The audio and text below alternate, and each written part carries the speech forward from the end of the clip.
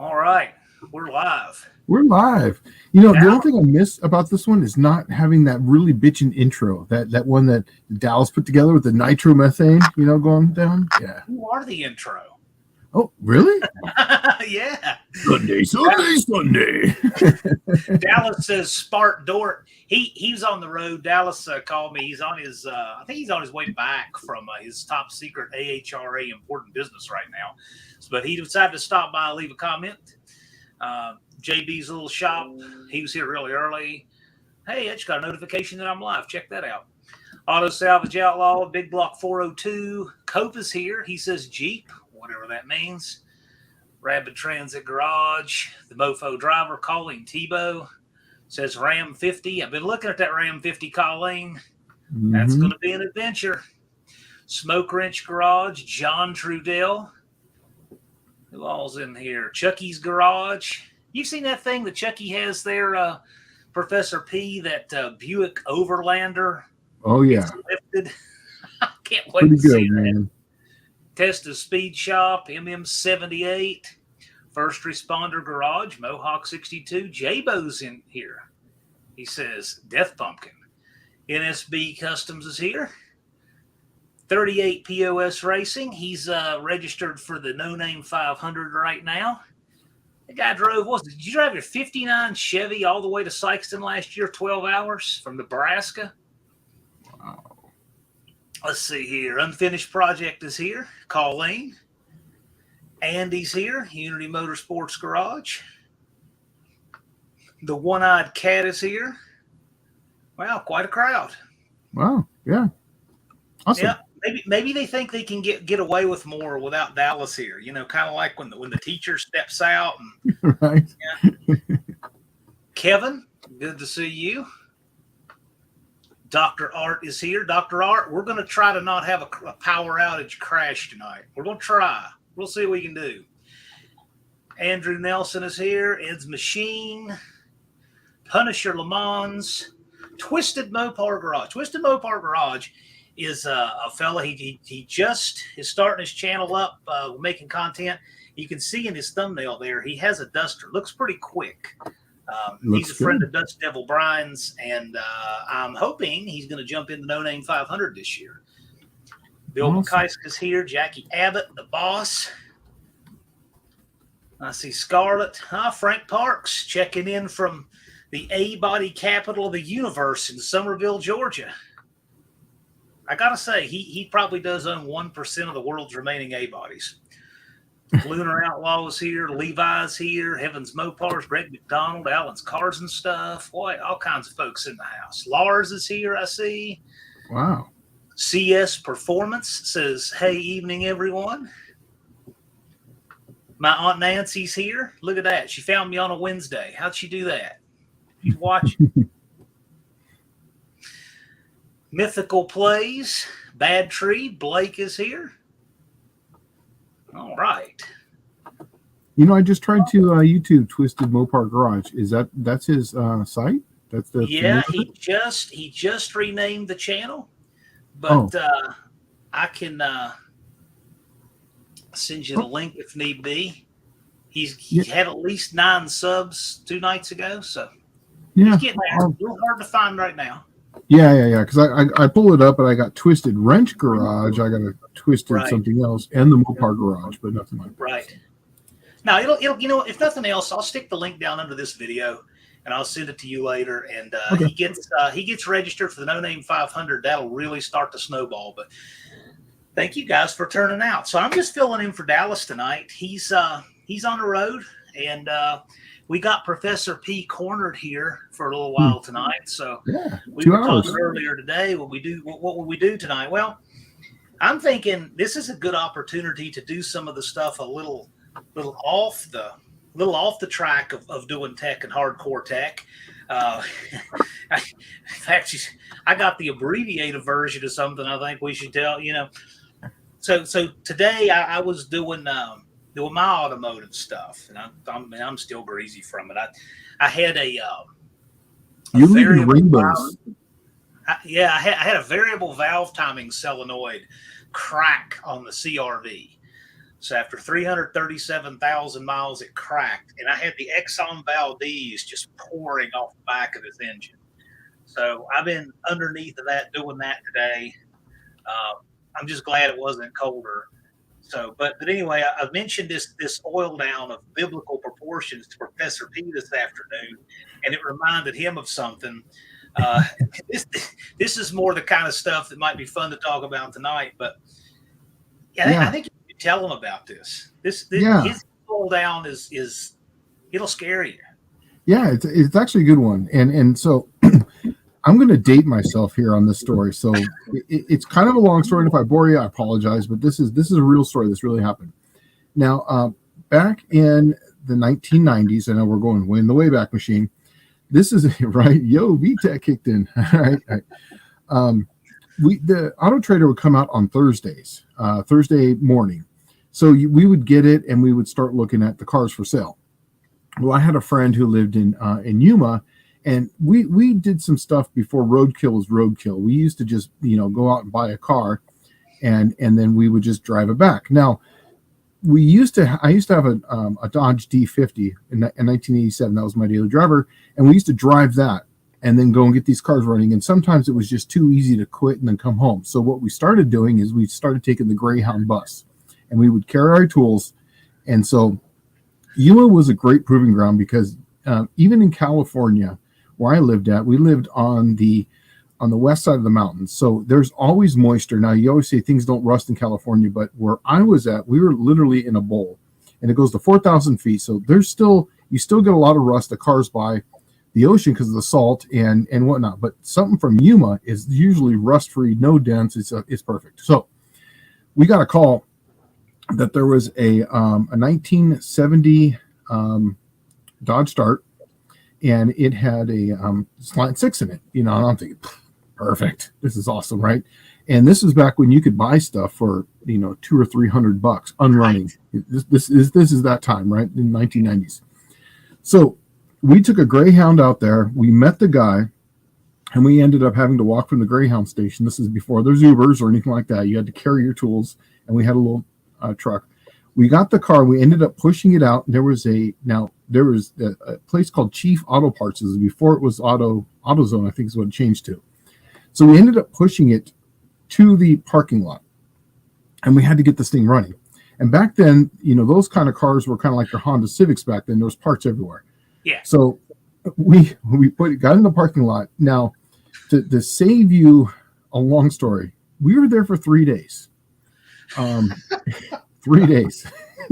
It was basically because of the front brakes. They were the 9-inch 5-on-4-inch bolt pattern, right? And that was the front brakes. They were drum. And then it had the single pop type of a master cylinder. So we had to wait 2 days for that. So, and one thing I've always been doing is before I could afford an MSD, I always started doing that HEI conversion, right? It's something that everybody did back then just because it was so cheap, effective, and you never had a problem with the ballast resistors. Well, on this instance, I brought it with me, but I didn't actually put it in. I just, slugged a ballast resistor, got the points running, and I rebuilt the carburetor on the last day, and we ended up driving. So now, if you're familiar with Southern California at all, Yuma, Arizona is about probably 100 feet above sea level. Then you go down all the way down through El Centro, and then you get down to between El Centro and Ocotillo. It goes into about 100 feet below sea level. So you're below sea level there in that spot. You actually have a big grain tower, and it says sea level, and it's way up there. So then, yeah, and then you come, and then you start this hill just past Ocotillo, and it starts going up 6%. Now, for the next 15 miles, you're going from below sea level to 4,400 foot, which is the Tecate Divide. And so then you go up to 4,000 feet 3 times, and you keep going down and keep going back up. On the very last grade going up, it's you're coming up to the Sunrise Highway. Now, the Sunrise Highway is the actual peak. After that, you go downhill all the way into Southern California. Well, the car had been consuming oil. We had a case of Castrol GTX 2050, and so and we had now we had fuel in it, and we were stopping for fuel. Every time we stopped, we'd had to put a couple quarts in it. So this time we just put some extra in it, and I think the extra oil is actually what did it, because those things remember back then oil was like $1 a quart. Oh, and yeah, gas wasn't much over $1 a gallon. So this wasn't like this $100 bill worth of insurance you're carrying in the car. No, a case was like $12, and you could get that. You get the coupon, and it was like $9 for a case. So it was like whatever. So we're going up that grade, and if you go to Google Maps and you hit Highway 8 and Sunrise Highway, and you go in and you Google in on that, that's a grade coming up coming basically going west. Well, it started making some noise. And when I say making some noise, it was like a ball peen hammer hitting cast iron. And if you're familiar with how a slant six works on the basically driver's side of the block, on the number 5 cylinder, that's exactly where the exhaust pipe is. So when that rod decided I'm not going to rotate on the crank anymore and broke, it was basically a buzzsaw, and it cut a hole in the side of the pan and the top of the block, like right a perfect little spot. And all that oil was hitting the exhaust. I don't know how we didn't have fire. We ended up going up the off ramp, and then we pulled. There's like now that the Sunrise Highway's got a little place. That's where you actually have to put chains on to go up to Mount Laguna. So we pulled off to the side right there, and there's a town right down the road there called Pine Valley, and they have one store. It's the gas station / liquor store / whatever. It's got a slight hardware store. So I walk into town, and I ended up buying up all the JB Weld that they had in stock, and I think it was 3 or 4 containers. I can't remember. And I also had some cardboard. I got really thin cardboard. I walked all the way back, and this is the time before there was that 15-minute stuff. Like you mixed, JB Weld, you had to wait overnight before it did its thing. We ended up walking back up there. I opened up the hood, and I made this little dome over where the hole's at. I took the 2 push rods out. I took the spark plug out of that one, and then I ended up putting it back in because the piston's not moving, so I just keep the stuff out of it. But I took the push rods out, so it didn't move it, and I just rotated it over. And then we had a magnet, and I ended up pulling out those 2 lifters, because Slant 6 are right there. So we ended up molding this dome over where this hole's at. We ended up sleeping overnight in that car, and it had bench seats in it. So I got one side, he got the other. And then in the morning, I got up and I touched it. It was hard. The car started right up. Now, it would barely do 65 miles an hour at that time. We were talking about a really whipped Slant 6, but it did make it up those hills at about 45 miles an hour. Top speed now is about 45 miles an hour on flat ground. But here's the thing. It's a downhill run all the way into San Diego from there. So we were topping out at about 60, 65, and it actually leaked less oil than it did when it was running on all 6. And we actually pulled into town on that about a day later than we're supposed to. But that's when I actually really fell in love with the Slant 6, because it could literally beat itself apart. Oh, and here's the best part, is that we left that car like that for a solid year and didn't do anything to it. And it would always start. It would always run. It still had great oil pressure because the rod had fused itself to the crank, and it was sticking out at an angle. So like you could actually see the tip of the rod just coming out of the block like this. It's just so yeah, that's a good story right there, because that was something that this is before we had cell phones. Like we had to make it work. There was no Ubers. We had AAA, but how are you going to call AAA when you're out there? And luckily we did this in the springtime, so going across the desert was only about 90 at that time. But up there at altitude, it was a little cool. It was one of those things where you had to close the doors and roll up the windows and kind of like, we're gonna make sure I got pants and jacket on. But yeah, that was a day, man. I remember that one. That was good. So is that was on your resume when you've tried to get hired back in the day? You said, "Oh, well, check this out. These are my qualifications." What's funny is in the field. I told that story to my would-be boss, but yeah, I sure did. He was just asking me for a funny story, and I told him, well, here's a funny story. It just, the only reason why it really sticks out in my mind is because everything else that we drove home just ended up making it. Of course, we, brakes break, but you can drive with that, the e-brake. We've had, clutches go out, and then we would just shift and then just kill it and then basically start it up in second gear and accelerate away. But this is something where we had catastrophic failure.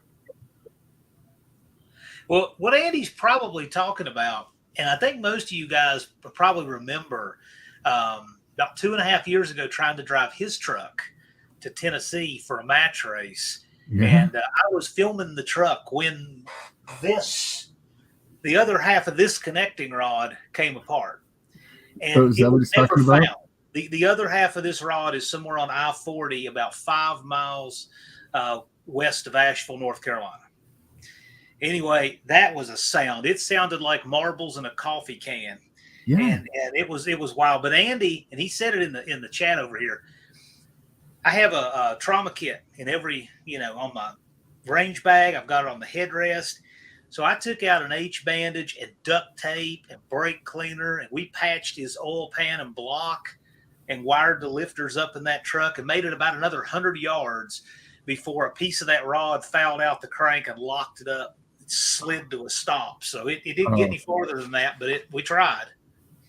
Oh, man, that's funny because when you said I heard a similar story, I was like, man, I was like, maybe that's happened more people. Yeah. No, it had nowhere near as much success as yours. Yours made the distance. We just gave it the college try. You actually made the finish line. I did, but you know what? It's one of those things. If it was a different type of engine, I don't think it would have done it because, Slant 6 is really over-oiled to begin with as far as the oiling system itself. And it was amazing. Andy said it's a Ford, so it didn't make it. Oh. I had a buddy that used to work at an old service station. Back when all the gas stations had full service and actually worked on cars and stuff. There's nothing like that hardly anymore. But he said they had a Slant 6 come in there, and it came in, and some old woman had been driving it for the longest time, and it just said it was down on power, and it had lifters laying out that had come out of the bore. And she'd been driving it with, I guess, no more oil pressure than just what splashes and splatters. I don't know. And he put them back and drove it, and the thing ran for years to come. And no telling how long it was like that. It had been that way a while. Wow. I've got a 318 push rod that's in the top of my toolbox, and I never remember. I should just bring it in here because it'll come up one day. The thing is bent. It looks like a question mark. It's not that bad, but it's bent really significantly, like probably 3/4 of an inch out. And it's got a groove on one side where, because that push rod rotates around, it would bang against the underside of the head. And it was still running like that. And apparently it had jumped time on the timing chain, and they put a timing set on it because you could see where that had been done. You could tell where somebody had been in there.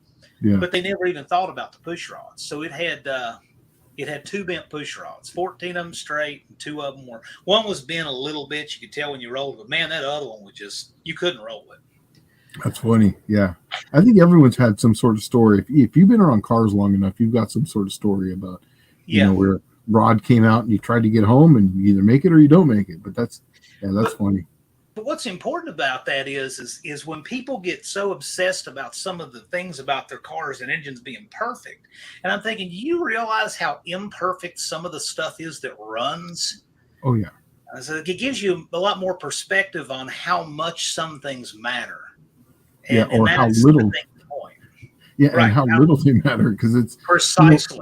When I build an engine, the things I can control, I try to be as precise and accurate as possible on it. But then when you get down to the nitty gritty of balancing things, and you're getting down to the, to the 0.5 gram or the 1/10 of a gram, then you start thinking about it. Oil on all is going to coat all this stuff at different times. So it could be plus or minus 4 or 5. Right. Something I can't control, but I can control the weight. So I try to do the best job I can. But the second I start it up, I know it's completely out of balance, because now it could be 4 plus or 4 minus at any given time. Right. And that's I think the important lesson to take away that people get when they get experience and season over time is yes, you want to do the best job you can, but it's always important to remember where that sits relative to all the other factors against it, right? Yeah. So it's important to have, X, Y, or Z met, but it's like if you're going to wind up cutting it with an axe, don't worry about measuring it with a micrometer kind of thing. There's a lot of that. There's a lot of that. Yeah. But I'll tell you, I've read some good ones. Twisted Mopar Garage here. He had a 66 Coronet Poly 318, lost 3 rods coming home from work, and he made it back. That was 1977. Wow. Just amazing. Yeah. Happens. Yeah. Heavens Mopar says he heard a story from a guy who tried to kill a Slant 6, drove the car around without the oil plug in for 2 weeks before it seized. Yeah, depending on where he was going, I could see that. Before you click on this, but remember the late night, those infomercials that they used to have, and they would they had the Slick 50 or the nanotechnology or whatever. Yes. If you watch those nowadays and you know what you're looking at, that engine is a Slant 6. It's the one where they cut the hoses, they drain the oil out, and they're running all this nano. It's a Slant 6. It's like, well, that happened on my way home from work the other, a couple of weeks. Who cares? It made it back, Yeah, that's the thing. Test of speech. I think that was prolonged. They were showing it was like an additive, and the idea was it reduced friction, but they were taking it to this extreme of pouring sand, taking the valve cover off and pouring sand in there, and cutting the radiator hoses and draining the oil and all of that. And I don't know. You guys' results may vary with that stuff. I've never experimented with it to a pine, but those engines were Slant 6s because they knew they wanted the engine that they were going to have the hardest time killing. They knew that. Yeah, absolutely. Well, I have a tech question for you I'm curious about, and we were talking about this. We were actually talking about this one day, sometime during class or after class at Vizard's place a year or 2 or 3 ago, whenever that was, on timing chains. And we were trying to figure out about how many degrees timing chains reasonably wear and where it's putting your timing when they do. Because we had guys that were saying how quickly you can get to, say, 4 degrees. Yeah. Just from wear on the chain. And they had different brands that gave them different results and whatnot. But what's your thought on trying to proactively get ahead of the biggest bunch of wear on a chain initially, which most people call stretch? Yeah, stretch. But here's the thing about that is that I've done a lot of testing on this as far as timing chain. And when your timing chain gets to a point where it's technically stretched, when you're at a lower RPM, you're going to notice it because it's going to be pulling on it, right? And it's going to be basically on the thrust side is going to be tight. It's about 4 degrees is where it's going to retard on average. Now, obviously, depending on the length of the chain, so on and so forth, you're absolutely correct. But here's the thing. When you actually start to get RPM into the engine to where the centripetal forces of the chain are actually pulling it out. So this is like over 4,500 RPM usually. Once again, this is just a guess on the RPMs, and obviously different engines vary. But it will actually pull it back. So it's going to be less of it'll be, instead of like 4 degrees, it'll actually slightly advance it a little bit because the stretch of the chain will never be 100%. Because obviously this is the thrust side, this is actually the pull side, but it does bow out and it will pull it back slightly. So that's why when you RPM and everything seems to stable right back up, and you can actually, if your timing is locked out, you can actually put a timing light on it and actually see it go back the other direction at higher RPMs. You could probably see that if you had a clear cover and you were doing this on a Spintron or something where you could visibly see the chain move. You can actually, that 100% correct. Yes, you can see that. Yeah, I think that'd be fascinating because I'm sure you can just figure this too, because obviously the straight line is the shortest distance between 2 points, and so when you figure how much it deflects, you could measure it up, and you could figure what's your new how much it's going to advance that by the chain bowing out. That's fascinating. Yeah, and we did it a lot on some of the Spintron stuff, and you can really see it, especially on a Spintron, because then you're not getting the pulses of the crankshaft at lower RPMs. Or the higher RPMs, it really doesn't make any difference. And I don't think this has ever come up, at least that I've noticed on Wednesday night. But Unfinished Project is asking, can you switch to a timing belt on a Mopar? What's your experience with those, if any? On a Mopar, it was basically just on a Hemi. It was a Gen 2 Hemi. It was basically a race engine. It was a essentially a dry block, but it had wet heads to keep some of the heat out of it. But a timing belt, as far as it works really good because it takes some of the harmonics out of it. Actually, it takes pretty much all the harmonics out of it. Chains will basically, the reason why they stretch is because each time there's a pulse, it wham, wham, wham, and it's a direct line. But with a belt, it has a little bit of slack in it. So you're going to take a lot of the harmonics out of it. So they actually, and there's less friction in the belt also. So yeah, you can switch to it. If you're going to drive it on the street, I wouldn't advise on it because usually that is going to be open to the elements. So anything gets in there is going to take that belt out, and then that's a bad day. But speaking of belts getting taken out by stuff in the environment, so we're all familiar with the movie Roadhouse. Patrick Swayze, and then the bar and all that.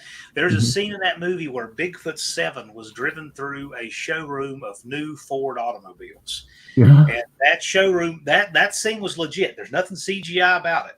I've seen the making of it. They actually ran over a whole line of new Ford station wagons in a Ford showroom with Bigfoot 7, one take, drove through the glass in one side, out the other. And they said, we got to get this in one take because this scene's going to cost, even at that time in the 80s, cost $50,000 to shoot. Wow. And I remember, I think it was Jim Cramer who was driving the truck, said in an interview, as soon as he got through the showroom and out the other side, the truck didn't go another 20 feet before the engine shut off because glass had gotten on the blower belt. And all it took was just a little bit of that glass, and it shredded the blower belt, and it was off. Yep. So, yeah, for your timing belt, think about it. These are interference engines. Do you really want to get anything on your timing belt? No. In fact, on my race cars for my small block Mopar, I actually use a Mylodon fixed idler gear. It works really good, and you can't even run it. Now, even though it's straight cut gears, if you get the lash just correct, basically the lashes, you get a piece of newspaper, which would probably be hard nowadays, and you get it wet and you run through the gears on one side and the other, then you lock it down, and it's got a slight little bit of play in it. But when I degreed the play in it, it was less than 1/10 of 1 degree variation. So that's nothing. Yeah, it's nothing. Now, this is an interesting question, and I'll kind of make it more universal. Big Block 402 is talking about oil additives. He's talking specifically about Marvel Mystery Oil, but what kind of oil additives, if any, do you use, and what do you use them for? Because this is one of these things you could ask 100 people and get 100 answers. What say you? Marvel's Mystery Oil, I only use when I'm having problems with the hydraulic lifter. It does work, but then I also started using ATF on the wife's car. That's an original Slant 6 car. So what I do, and it's from 1969, so I'll drain out a quart or two and I'll put ATF in it. The only additives I really buy is that Lucas, which is the high zinc additive. And when I do my oil concoction, essentially it's half of the Rotella T6, half the Rotella T4, and then I put in a quarter bottle, and I do that for every gallon. And I put the same stuff in my diesel and my slant, and both the Slant 6s, that stuff, and it works good. As far as stuff I put in there, that's basically it. And I used to keep Marvel's Mystery Oil, and whenever I get an engine, I will use Marvel's Mystery Oil through it for a while. Like the wife's was using it quite a bit, but then I came across diesel oil, and that works the best. Just putting it into the crankcase. Basically, you drain out 2 quarts, get the engine hot, get it running, drain out 2 quarts, put 2 quarts of diesel oil in it, start it up. Do not rev it. Just start it up. And if the engine's really bad, don't do this because you're going to knock all that crap down. It's going to go right there and clog up the pickup. But if it's something that you're just trying to take some of the varnish out of, believe it or not, just good old diesel oil is really cheap. Well, this is a curious one too, because we have to reevaluate this, because as lubricants evolve and the additive packages evolve, it's gonna react different with different things we've done. So just because something we did work 20 years ago or 10 years ago or even 5 years ago, we've really got to reevaluate these things all the time. I know a guy who used to race go-karts at a high level. He said that there was something that they used to add to their oil and it used to work great. And then all of a sudden they had all these foaming problems and they would lose oil pressure. And it was because the oil they were running changed something in the additive package that had a bad reaction with what they were running with their additive. Yep. And it was just, they didn't change a thing. There was something changed in the chemistry of the oil they were buying. And that always makes me think that, we always want to really study up on what we put in our engines to make sure these things are compatible and so forth. But what kind of experiences have you had with lubricants? Because I know a lot of people talk with you about things like camshafts and things like this on a regular basis. But do you get much into different kinds of oils and lubricants with people? I only know enough to be dangerous and not enough to where I feel comfortable talking about a lot of it. We do have driven oil, which shares the same parking lot as the comp cams area, which is in Memphis. If anything, I believe his name's Lake Speed. I've talked to him a few times, and he's really knowledgeable on the oiling. And we're supposed to have Lake on the show here for too long on Friday.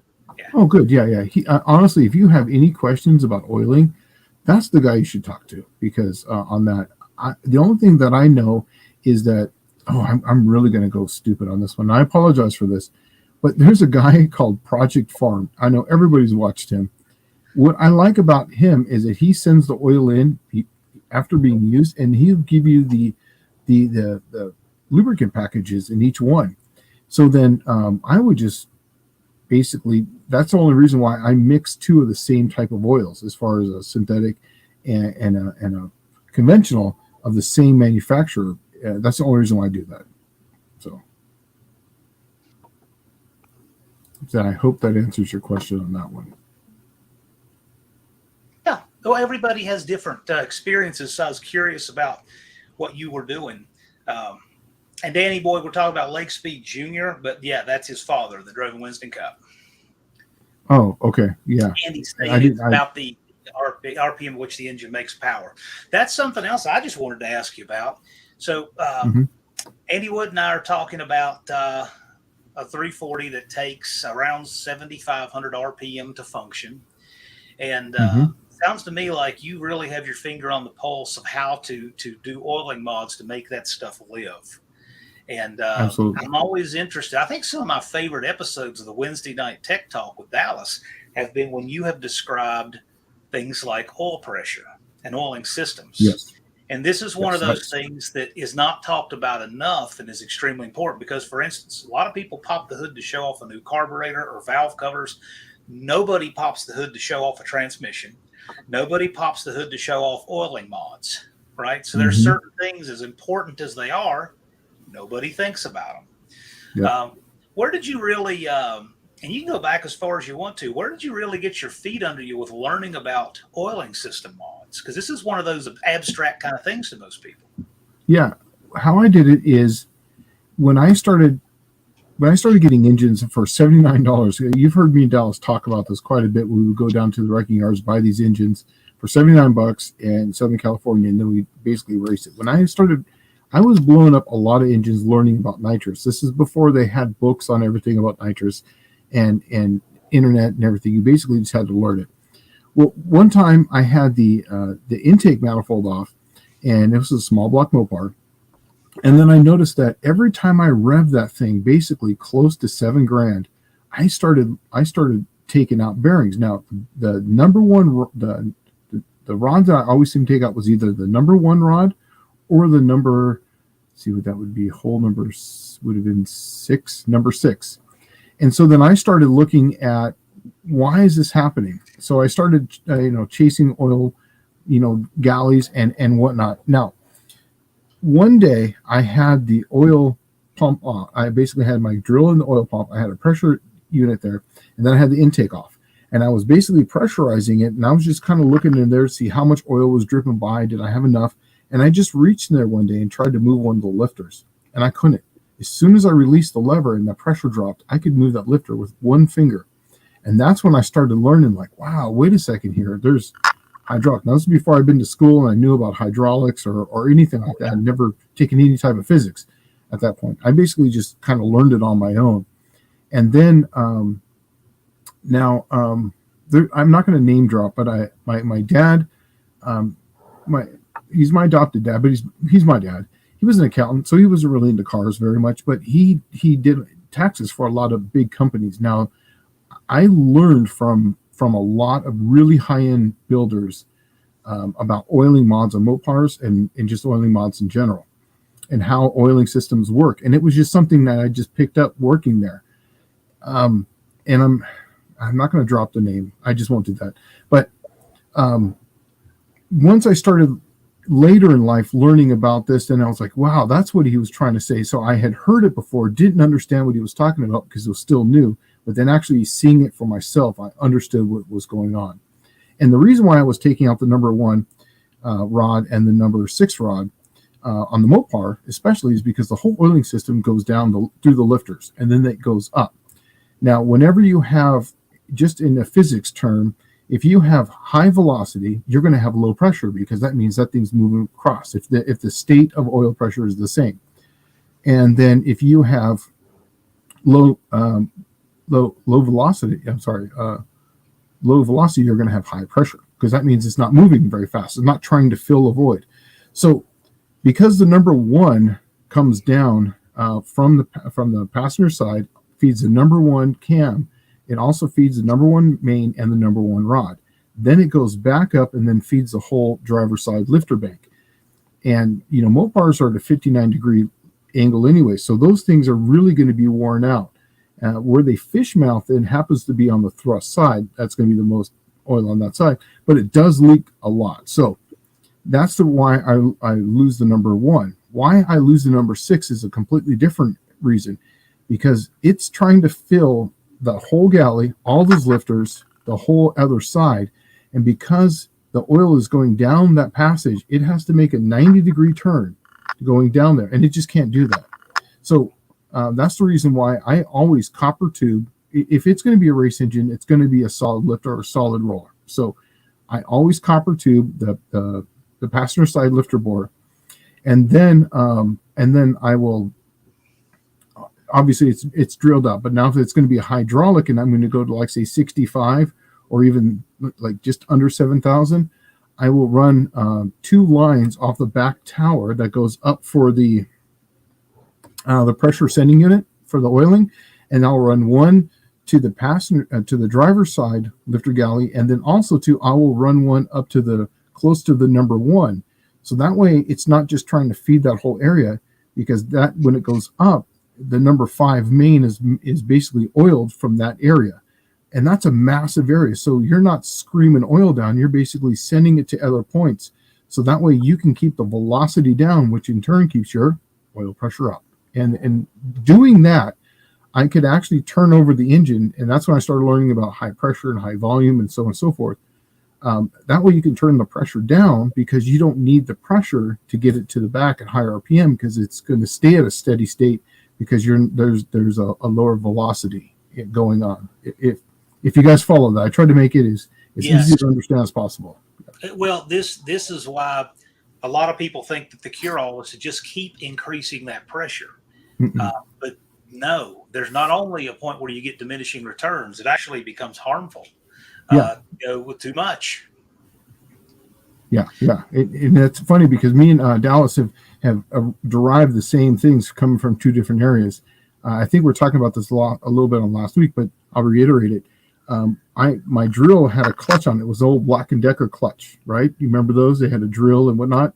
I would put it on the highest setting, and then I would turn it over, and it would still, click the clutch. When I started doing all these modifications, it basically wouldn't slip the clutch, but it had a steady state of oil pressure.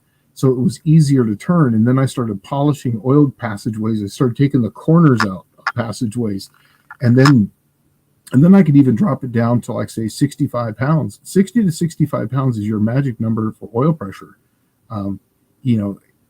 Everyone always says 10 pounds per, RPM. That's great. But then it comes to a point where if you're at 7,500 RPM, I I don't try to get much over 770 psi, because if you have the volume, you just don't need the pressure there, and that's just something that is free horsepower at that point.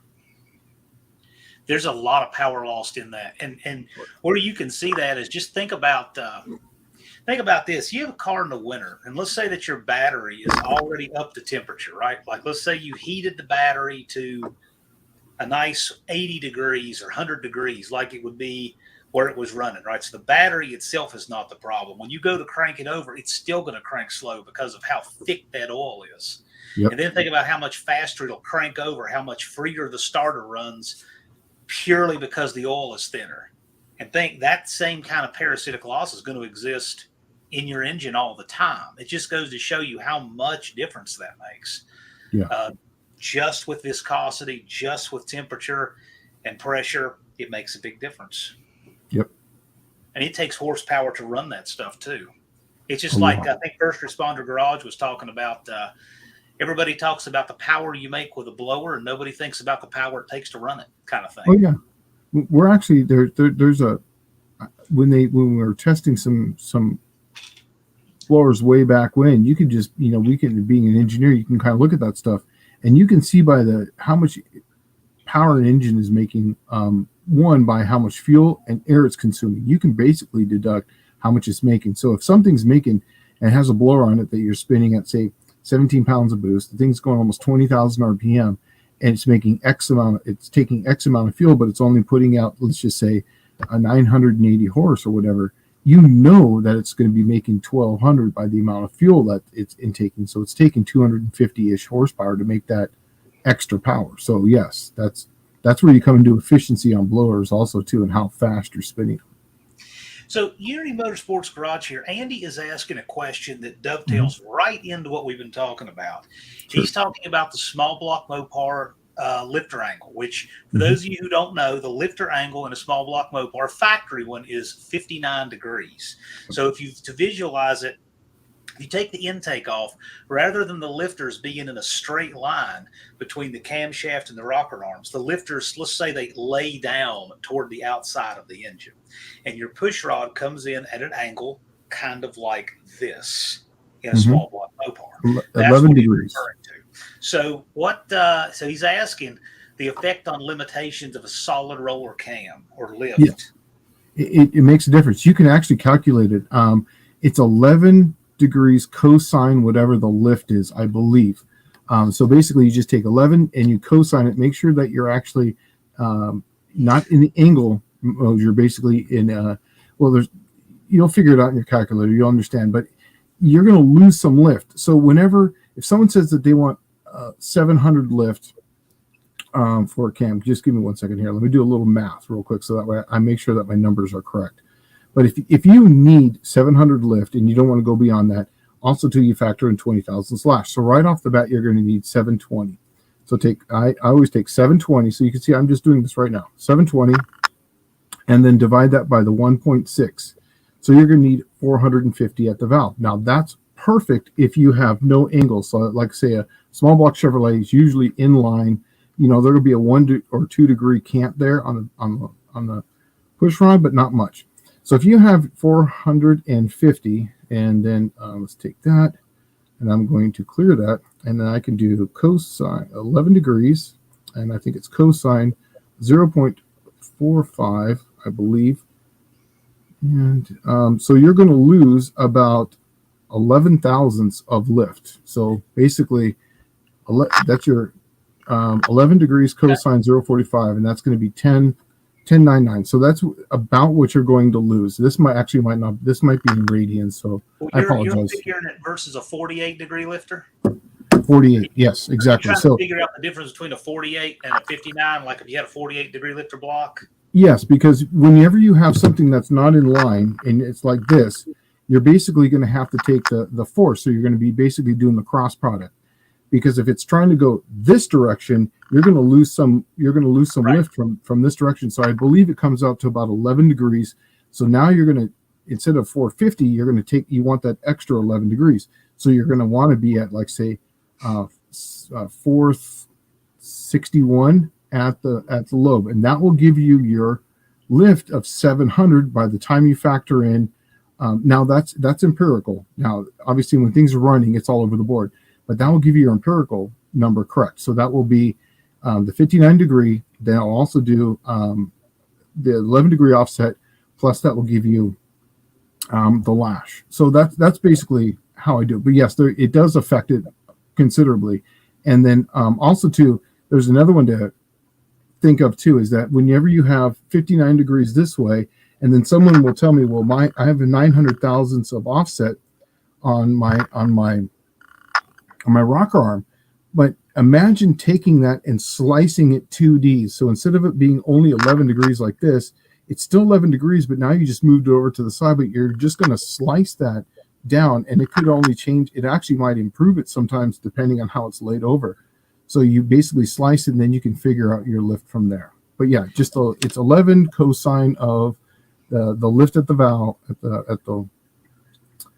at the camshaft. Sorry, I had a little brain fart there. And then that way you could just basically go from there. You know what is so cool?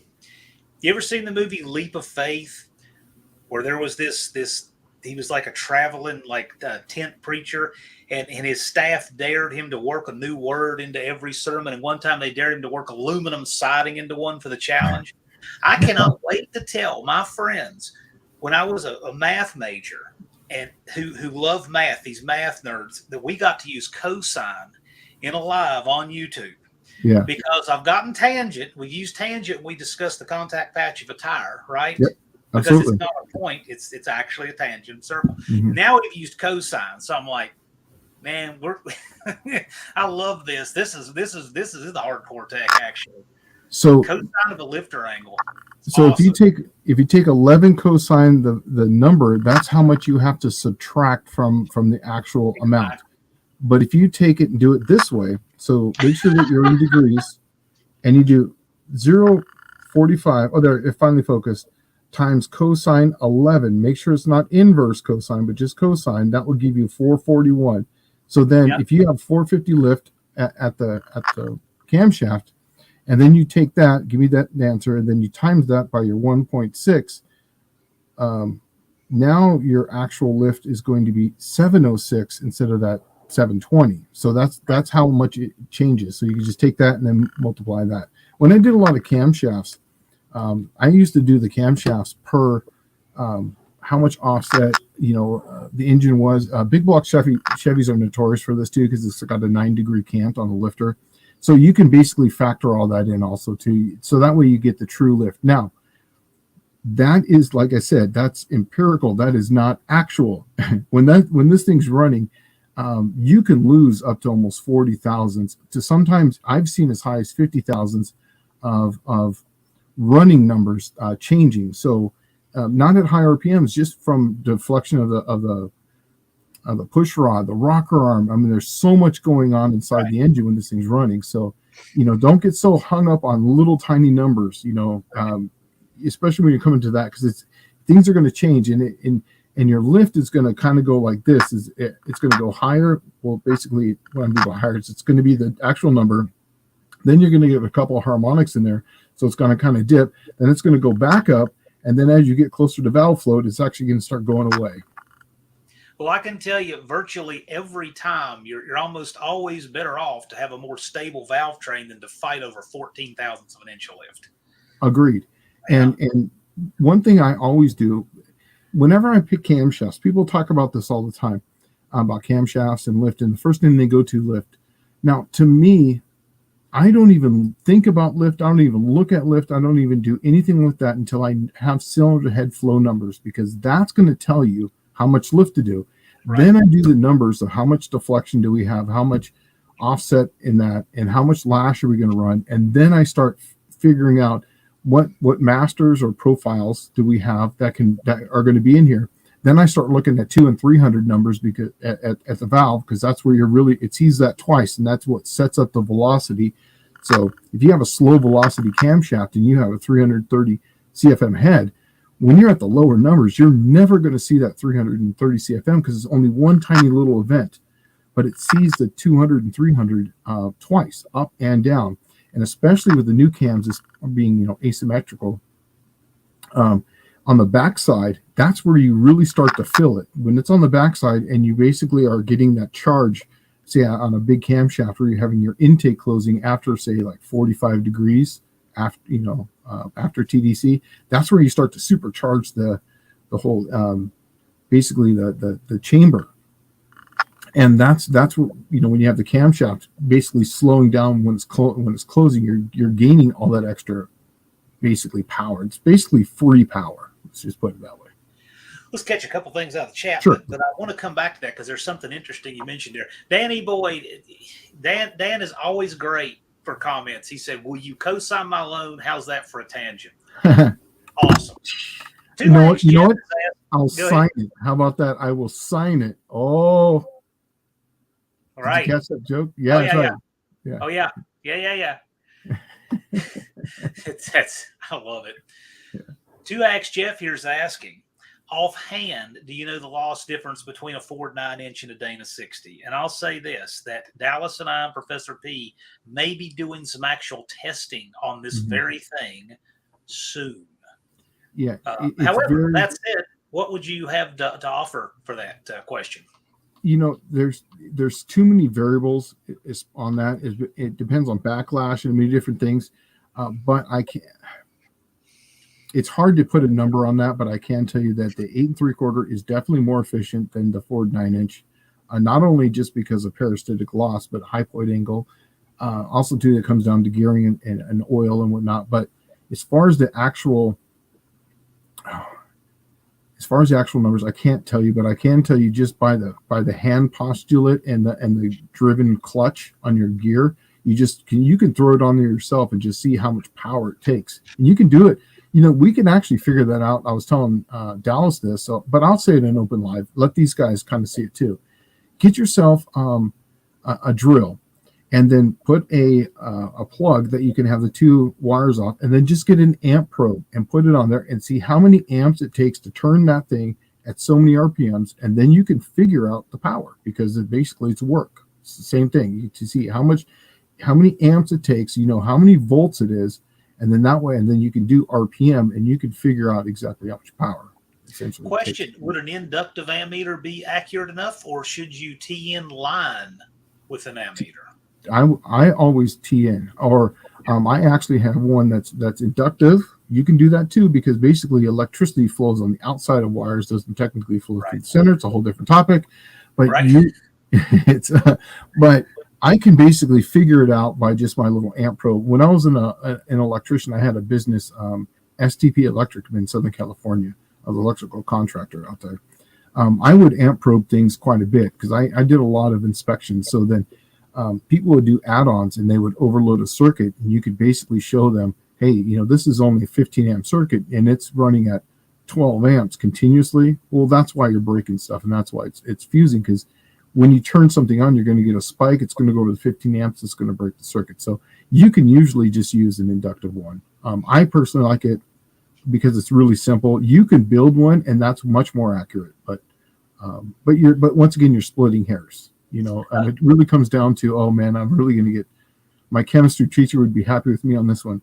It's going to come down to your significant figures when you start doing your math. Twisted Mopar Garage is talking about the pinion angle of the rear end. It's not the pinion angle. The pinion angle you're going to set with your rear end itself, the springs and so forth, and angles, or ladder bars, or 4-link, etc. It's the pinion placement on the ring. Yep. Is what I believe he's referring to. Just trying to keep it all on the level. The closer it is to center, in the center of the ring, the easier it is to turn. You're going to lose less, and so you're going to have a really good, essentially, high point angle, but it's going to be very brittle. The farther it is down on the ring to the bottom, and the Ford 9-inch is way down there, kind of like the Dana 60, that's what makes them stronger, because you're actually, it has more gear contact than it does when it's up here, because the gear is bigger down here. So you can have bigger gear contact, but that's friction. So that's the reason why. And in fairness to Twisted Mopar, yes, I know that's exactly what you meant. I'm just clearing it up because there's 60 other people here, and a few of them, most of them do. We have a pretty sharp audience. We really do. Yeah. But, I just want to make sure that everybody's on the same page as best as possible. Yeah. But speaking of that, I thought that was, so I always think it's interesting the stuff that goes into my fellow YouTubers and their experiences and so forth. So you had an electrical business. Yes. There were some interesting stories that and things we talked about at PRI that just like dinner topic type of stuff. The electrical business. So you worked in houses and maybe commercial and that kind of thing doing electrical wiring. Yes. See, that to Absolutely. me is kind of abstract. I've always hated doing AC. DC, I'm good with. The AC, not so much. AC is actually it's really nice because you can double it up faster than you can, say, with direct current. Obviously, but because of that, it's a little bit more dangerous. But I did a lot of. It really comes if you have just any type of natural ability mechanically. Electricity works about the same way. You can calculate it really easily, but it's very intuitive for me. It came really simply. So, yeah. And it's all how we're wired. Some things come easier to some people than others, and that's great. That's why we've got such a good, diverse community. We're all willing to help each other with the things that some of us understand better than others, and it works that way. It's great. Yeah. You don't want me to paint your car. But no. Just Mopar Joe, he's a great painter. I want to work with Joe to paint. That's one thing I never, in Southern California, we never had rust. There was some cars by the ocean that would rust, like Imperial County, because of the salt vapors coming up there and the sand, whatnot, coming up there. But I never liked body work. And that's why whenever I bought a car, if it had just a quarter of dot of rust, I wouldn't buy it. But that was when cars were plentiful. Nowadays, I'd be kind of looking at like, okay, they make all this stuff. Am I going to do this? But I was never into body work. I was so much more into everything else. Danny Boyd says, I bet I could wire. Well, I did wire an addition. I mean, I can do what I have to when I have to do it. I just don't enjoy it. But yeah, that's one of the interesting things that just an observation, because, you know, in my career, what you find out is that it's actually a minor in business and a major in psychology, dealing with people to get them to do business. So I've been doing for 20 years. So there's certain things that stand out to me about people when I meet them and the way they think about things. And a very interesting thing about Professor P, an observation, I don't think I've ever mentioned to him this, that I had it. He is far more proficient at using the left side of his brain than most any right brain person I've ever met. Because he is a right brain person, very much, you know, into music. He's right. He's a right brain guy, but he can command the left side of his brain better than any other right brain person I've ever known. And that to me is interesting. So whatever that means to you guys in the chat, I find that interesting. I think that comes from the fact that I can write right and left-handed, and I can when I play drums, I think it really comes from my drumming. A drummer. Yeah. How many people you know that know what a cosine is who can drum? and I think the fact is that I could play right or left-handed on the drums. So I think that's all it is. Yeah, but that to me is an interesting observation. You know, I will say that the people that I've met in person through YouTube, they're all very interesting people, because I think you've got to have something different in your wiring to want to do this and put your successes and failures out there on video, like you guys in the chat are doing. So I just thought that was interesting. But you said drumming. So what are some of the things that you've done that nobody from Tech Talk would ever think, wow, I didn't know Professor P did that? I worked in the studio and I laid down drum tracks for different bands. Let's just put it as simply as possible. When I was a kid, bands you've heard of. Yeah. We're not going to go there. Right. Like I said, I don't name drop or anything like that. Right. I'm not either, but I'm just saying. Yeah. And it actually, how, if you don't mind me telling that, I'll tell you exactly how it started. Yeah. When I was in 6th grade, I didn't like enrichment. Enrichment was like the study of arts and paints and stuff. That did nothing for me. In fact, that's probably why I just don't like bodywork. It does nothing for me. I have a huge problem with like what color you mix together to get a certain color. I had no desire for that. So my counselor said, why don't you go and go into band? So I go in there and Mr. Mr. Finch was his name. He was the music teacher. He asked me this question. He asked me that question. He goes, "Can you rub your stomach and pat your head at the same time, and then switch, and then do the exact same thing?" I said, "Yeah." And he says, "Do it." So I did. And he goes, "You're a drummer. Go grab some drumsticks." And that's literally how it started. And so then I started learning how to play to a click, and that is what really changed my life, because I could play to a click, I could play to a flash, I could play to all that stuff, and that gave me an inherent advantage as far as just playing drums. Also, to math, math came super easy to me. So playing drums, you're counting 1, 2, 3, 4, 2, 2, 3, 4, 3, 2, 3, 4. So it didn't really mess me up. So I can keep track of my measures as I went through. And then I heard something like, if you can say it, you can play it. So then I started writing on top of it, 1 E and a 2 and a 3 and 4 and 1 E and a 2 and 3 and 4 and 1 E and a 2 and 3 and 4. And so basically you just kind of, you sing it, you say it, you play it. So that's basically how I learned. That's how I did it. Yeah. That's one little thing that people don't know, is that I did a lot of drumming. That's cool. Yeah. That's really cool. Yeah. Oh, one more. I'll tell you one more thing about my drumming too. Sure. There was a gentleman, James Storm. He was an independent filmmaker in Southern California, and I used to help him with doing like some grips, lights and stuff like that. And then we made a soundtrack for one of his, and so there's a whole movie that he made, this epic saga movie, total B movie, but it's really good. And I did a soundtrack for that, and I was actually in the movie playing drums to our song that we were faking, but then we wrote the soundtrack and played for the whole song, for the whole thing. I'll play it for you one day, John. It's actually pretty funny. It's good. I think this is neat. So it's again, whatever you want to volunteer, these people see you on Tech Talk Live, they've seen your channel. What would be some interesting, just high points of resume and some of the neat stuff you've gotten to work with, because that informs the basis for what people hear on the Wednesday Tech Talks. What would be some of those things, like projects in the past that you've gotten to be a part of and things like that? I did sign some paperwork, so there's only some things I can tell you, but things that where that's out of play. Yeah. Okay. So, what is it called? Speed? Is it Speed Machine or Speed? No, the one that set the land speed record, 400 something miles an hour. It's that grit, brown looking, gold looking, Bonneville car. Well, when I was working at my other company, I did the camshaft, I designed the crank and the rods for that engine.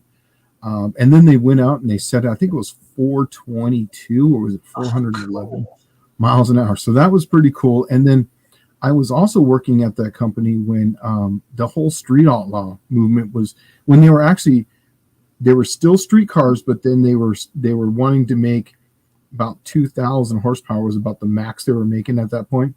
So literally I did every single camshaft for them at that point, and lifters and cranks and rods and I'm once again, I'm not going to name drop here, but there's actually a guy who set the speed record for Drag Week, and my other company, we did all of his stuff for him, and I designed the camshaft for him. So that was actually pretty cool. That's neat. Oh, Speed Demon, that's what it was. It's called Speed Demon. So when I was at my other company, I did the crank rods and camshaft for that. So yeah, that was good stuff. Excellent. I'll mention Heavens Mopar Scott with an S. He's there in the chat. We've been wondering about his Duster because a few of us have been talking about it. He said that he's got some projects he's finished up and he's going to start again. So good to hear that. Mostly social hour going on in the chat. Street Fox 427 says, "Cool, Professor. Professor is cool. I've enjoyed. I enjoy moderating the Wednesday Tech Talks because I get to learn all the stuff and interact, and it's fun being on that side of the chat. I can say it's fun being here too. But okay, if you get to do any kind of, and I don't know how much you license for creativity and free time and how it works, with where you work now, but if you had time to say, I want to design this. This is the problem I think needs to be solved, and I have the resources and permission, whatever, to do it. What would that project be? If you could tackle something electively, what do you think?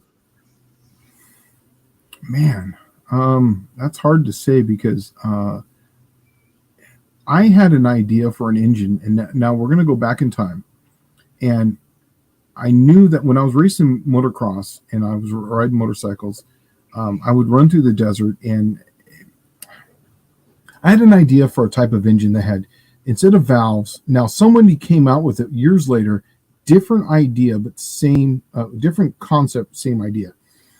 He executed differently me, but instead of valves, I was going to run a solid bar that was cut, and so as it rotated, it would open up the valve, because I knew that anytime you're taking a motion of spinning and then trying to go into something that's, you know, moving up and down on a rocker arm, you're going to need a spring, you're going to need all the stuff. If you had something that could just spin and still time, an engine, as far as like a 4-stroke style of engine, you could essentially rev it to whatever you wanted. So I drew up a lot of different things, and I just never had the time to execute it. But if I could do one more thing, it would basically be design a 4-stroke engine that had like round rods for the valves, but it would be cut out in there. Now, obviously, sealing it would be the hardest thing, you know, as it rotated around as far as on the timing. But that's something I would definitely want to do.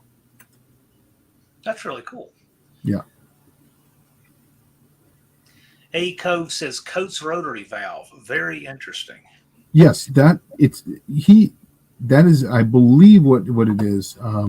But I was thinking about this back in 1988, 89. Before I went into high school, I was thinking about this thing. And if I could find all the paperwork from, I had a little diary that I used to write into with all the different ideas I had. And you know, since we moved here to the South, or, you know, Mid-South, whatever they call it, I haven't been able to find that book. But there's a lot of cool stuff in there that I came up with way long time ago that I wish I could have actually pursued and made. But yeah, but to perfect that would be hard. The only way I really believe it would work is if it was a boosted application, because, you know, the timing on it's going to open up, and as it goes around, depending on the slot size and so on and so forth, you know, think of like a rotary engine, an actual like rotary, like a Mazda rotary engine. That's kind of the concept that I was coming up with, instead of it just being a solid, well, round ball. It would essentially articulate, but on a solid bar, instead of it being on like in a cam that would basically oscillate it, but it would work like a rotary engine style valve. So that way, when it opened, it would get as far away from the slit as possible to allow a maximum amount of air, and then come back in when it was rotating. So it's hard to describe. That's basically what I would want to do. That's pretty. I'm trying to visualize. That's pretty neat. Two-Hack says, "How are you going to spin it?" With basically a belt. Yeah. Danny Boyd, you win the internet tonight, man. He went to a Rotary Club meeting, but walked out when he realized nobody there owned a Mazda. I've been to 2 Rotary Club meetings. That's my fault for going to the second one. So yes, I agree. Oh, speaking of that, can I elaborate on something that I actually? Absolutely. Okay, so we're going to go back to the year 1993. 1993. Yeah, yep. Right I was just out of high school. I was a senior in high school. Yeah, I was. 93 is when I graduated high school. I wanted to, you know, back then, dune buggies, everything was mid-engine. So I had, what I always wanted to do is Volkswagen engines. At that time I had been drag racing for a while, and they're literally on a time clock. A 2332 has got that's basically a 94 piston and an 84 stroke, I believe. Yeah. And they're basically on a 60-hour time clock, and then you just go, they explode. Now, luckily I had Potter Machine. Yeah, Potter Machine. I believe that's it. They're in Southern California. So he did a lot of my block welding and made it work. But I saw that my buddy had a rotary engine and had a single Weber on it. And we spun that thing to just $14,000. He had Teflon seals in it. And I was thinking to myself, if I could get this engine put it into my Volkswagen, but instead of hanging off the rear because it's so much heavier than a Volkswagen, put it mid-engine. So I bought a Volkswagen and I had it all mocked up. I got the car started, but I never got beyond that. I think I drove it around the block once. I was so excited to drive it, I forgot to tighten the front wheels, and one of the wheels came off on it. And so, but if I could do something again, I would definitely want to do that. Basically, build a Mazda rotary mid-engine Volkswagen Bug with a Volkswagen transmission where you just basically flip the ring and pinion so that way you can put it mid-engine. Right. Yeah. We actually did that by accident when I was in. I did the auto curriculum at New River Community College 20 years ago, and we had a '66 Beetle. And so we had to do so many transaxles, so many manuals, so many automatic, this kind of thing. So for one of our transaxles, we wanted to do a Beetle. And we did not realize that if you were to flip your differential and that one cover plate from one side to the other, that the pinion would still perfectly mesh with the ring gear, but you would have 4 reverses and 1 forward. Yeah. We accidentally did this. And the only telltale sign there was when we were done is the thing that holds the clutch linkage that goes on that cover. It's like, well, it's on the other side. Forget it. Let's just make the thing run and get credit for it, right? So we didn't bother. It was like, we're not going to bother with it. Go to put it in reverse, car pulls forward. Like, what's with that? He just figured he missed a gear, didn't think anything about it. He puts it in reverse again, car goes forward. Like, what is this? And we discovered that we had 4 reverses and a forward. So we went into the parking lot and said, okay, well, we've got to do this now. Can we shift into another ratio of reverse as we're backing through the parking lot? And sure enough, you can. How gutsy you are. You can go reverse pretty fast. Yeah. In fact, my very first transaxle, I had a 67 Bug, which was like one of the last years of the swing axle. I think 68 and a half was, but it's not like that. Yeah, but I had a 67, and that was my favorite Bug. I love that thing. I can go into all different things on it, but the first one I built. Volkswagen. We could nerd out on Volkswagen all evening, but anyway. And I basically built it, and I had it flipped, and I did the same thing. I pulled it apart, and I put a super diff in it. Remember those? Remember they had the super diffs?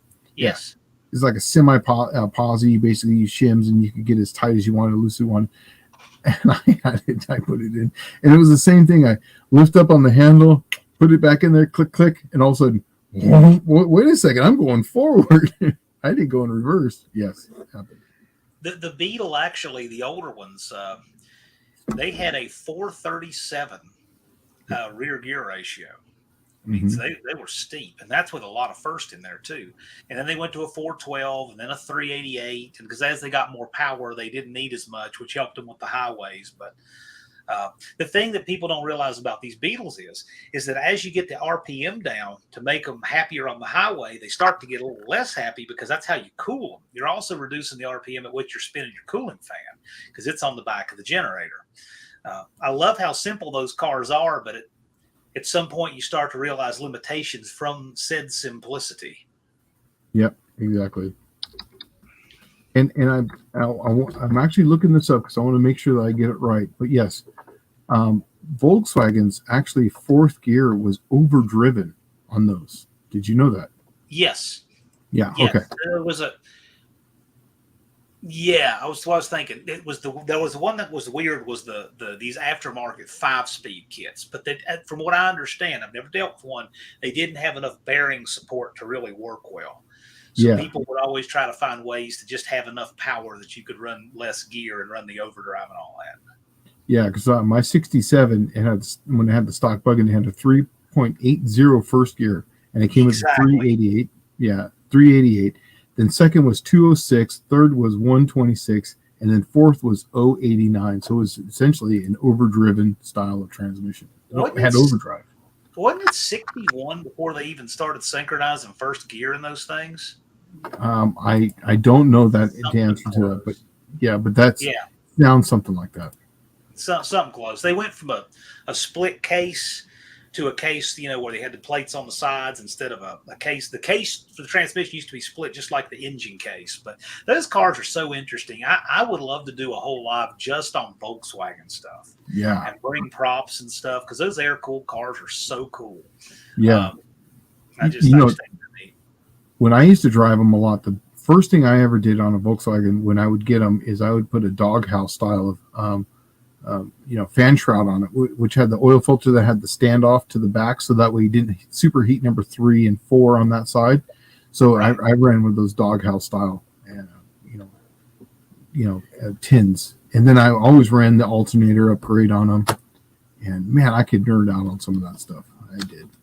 Oh, I love it. I love it. I even have, and if we do the Volkswagen Live, you got to remind me. I have 2 of the original saving stamp books where you could buy those cars if you worked in the factory, and you would get stamps that were credit towards your purchase of a new VW Beetle. And they did this during World War II, and then the war kind of rained on the parade and ruined it. So to my knowledge, nobody ever claimed a new Beetle with their book, but a lot of partial books full of stamps are out there.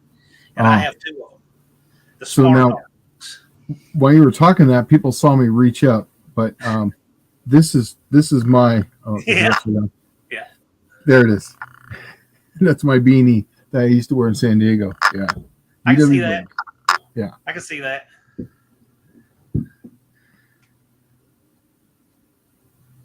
Let's see here. Anybody have any other questions? This is just it flying by tonight, just freestyling it. But does anybody have any interesting questions? I've enjoyed this. This is just something different tonight. Yeah, it's cool. There's things I don't mind. Regular tech. Yeah, it is. It's actually rather fun because it's stories that it's funny because I remember them at the same time about some of the stuff, and I'm just laughing at myself because there's some key parts I'm leaving out because I don't want to incriminate myself.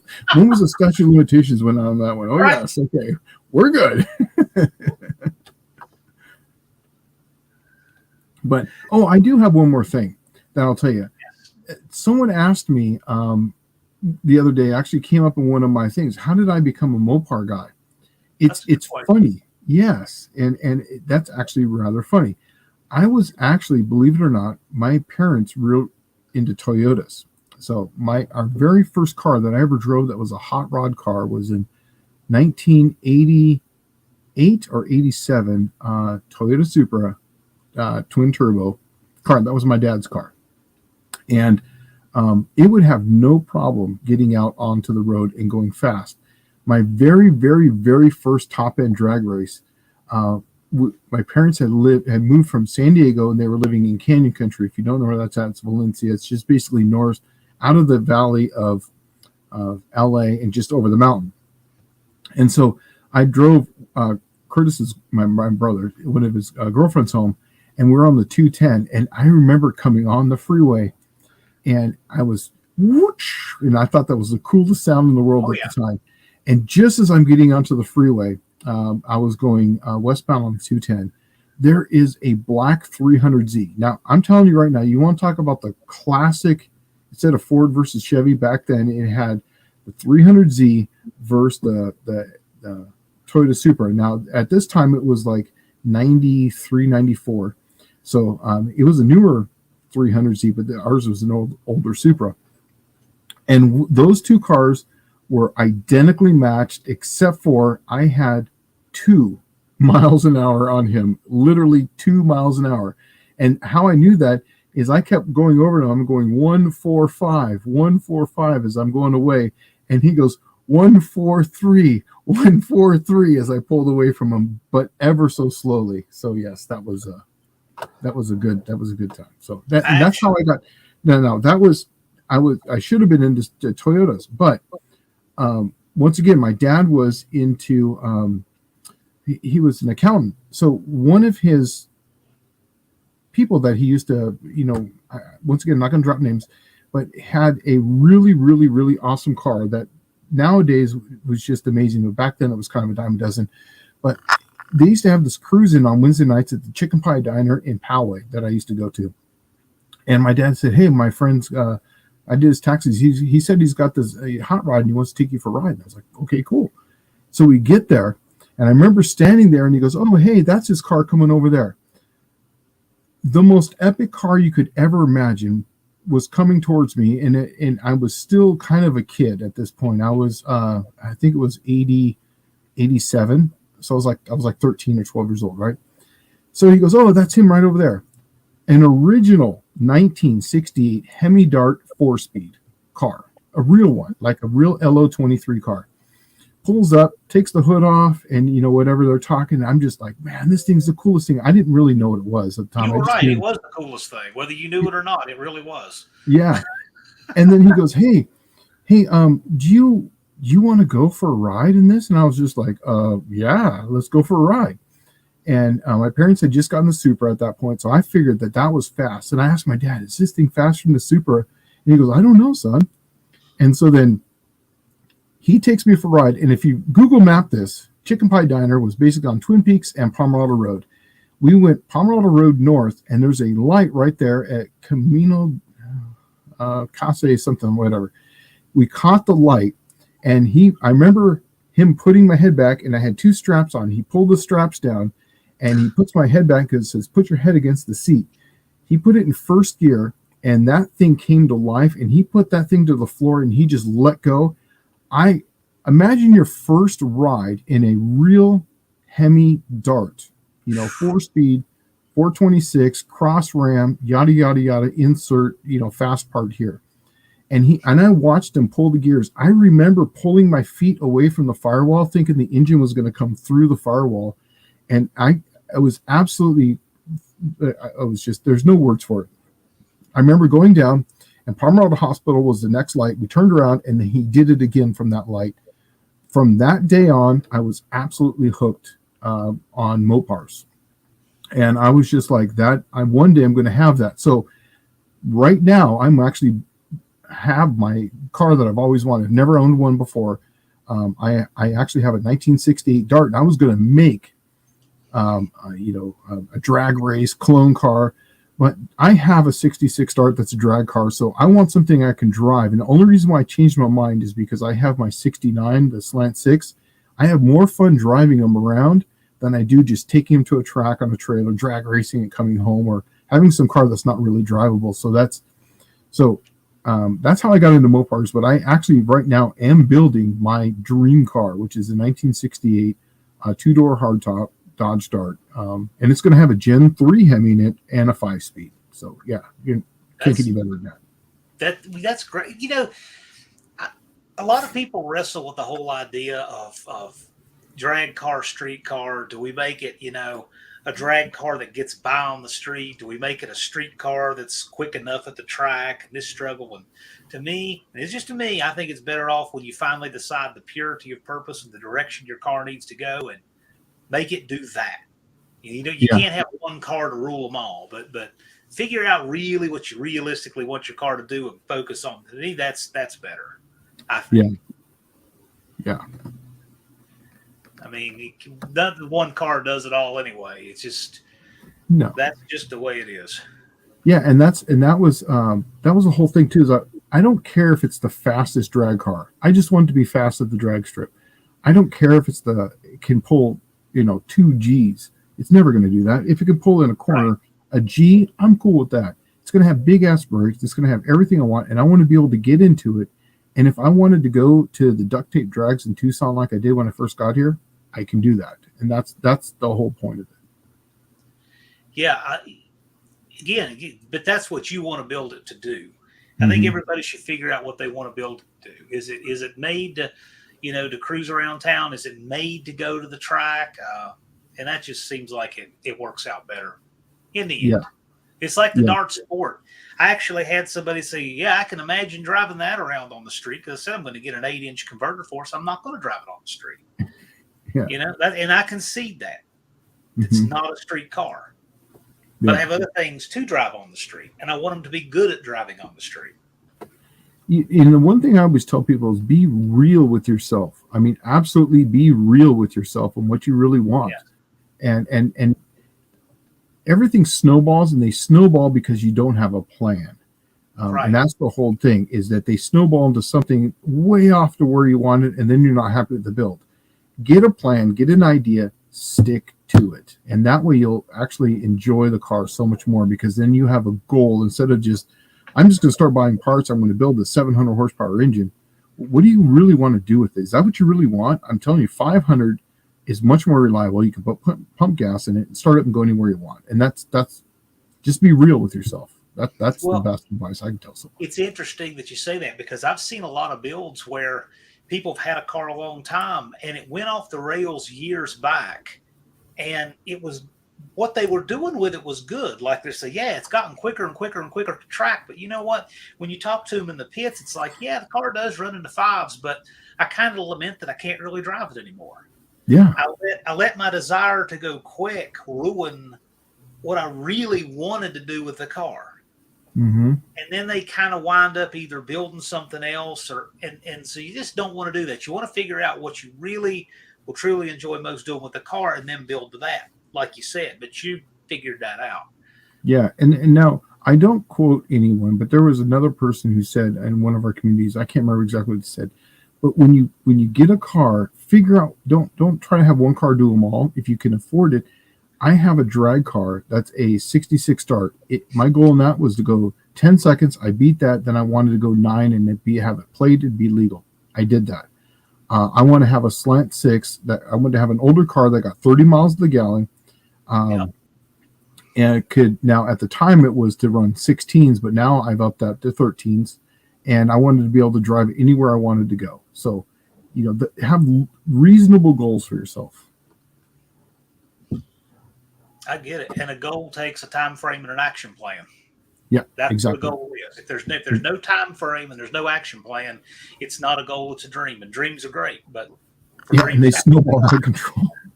And write the plan down. I literally have mine written down on the wall. I look at it so that way every day I go in there to mess with something, I'm like, man, it'd be cool to have this, cool that. And I look over and I'm like, wait, that's the goal. That's the goal. Love it. You're hearing some high-level advice from Professor P.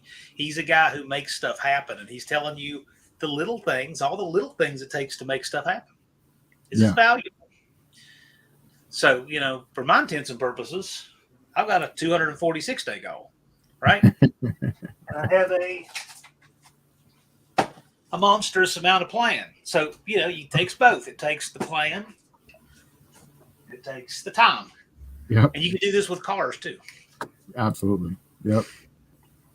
Speaking of purity of purpose, we have Barrow's Garage in here. Barrow's Garage is he and his father campaigned Monster Ride Truck. Uh-huh. So there you go. Imagine trying to make the monster truck to do it all, to drive on the street with tires that are big enough to really be monster, but not too big to not be DOT and that kind of thing.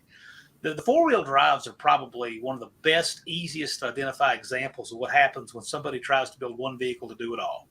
They wind up with a truck that's too big really for the street, too small really to maybe what they want to do. So yeah, I would agree with that.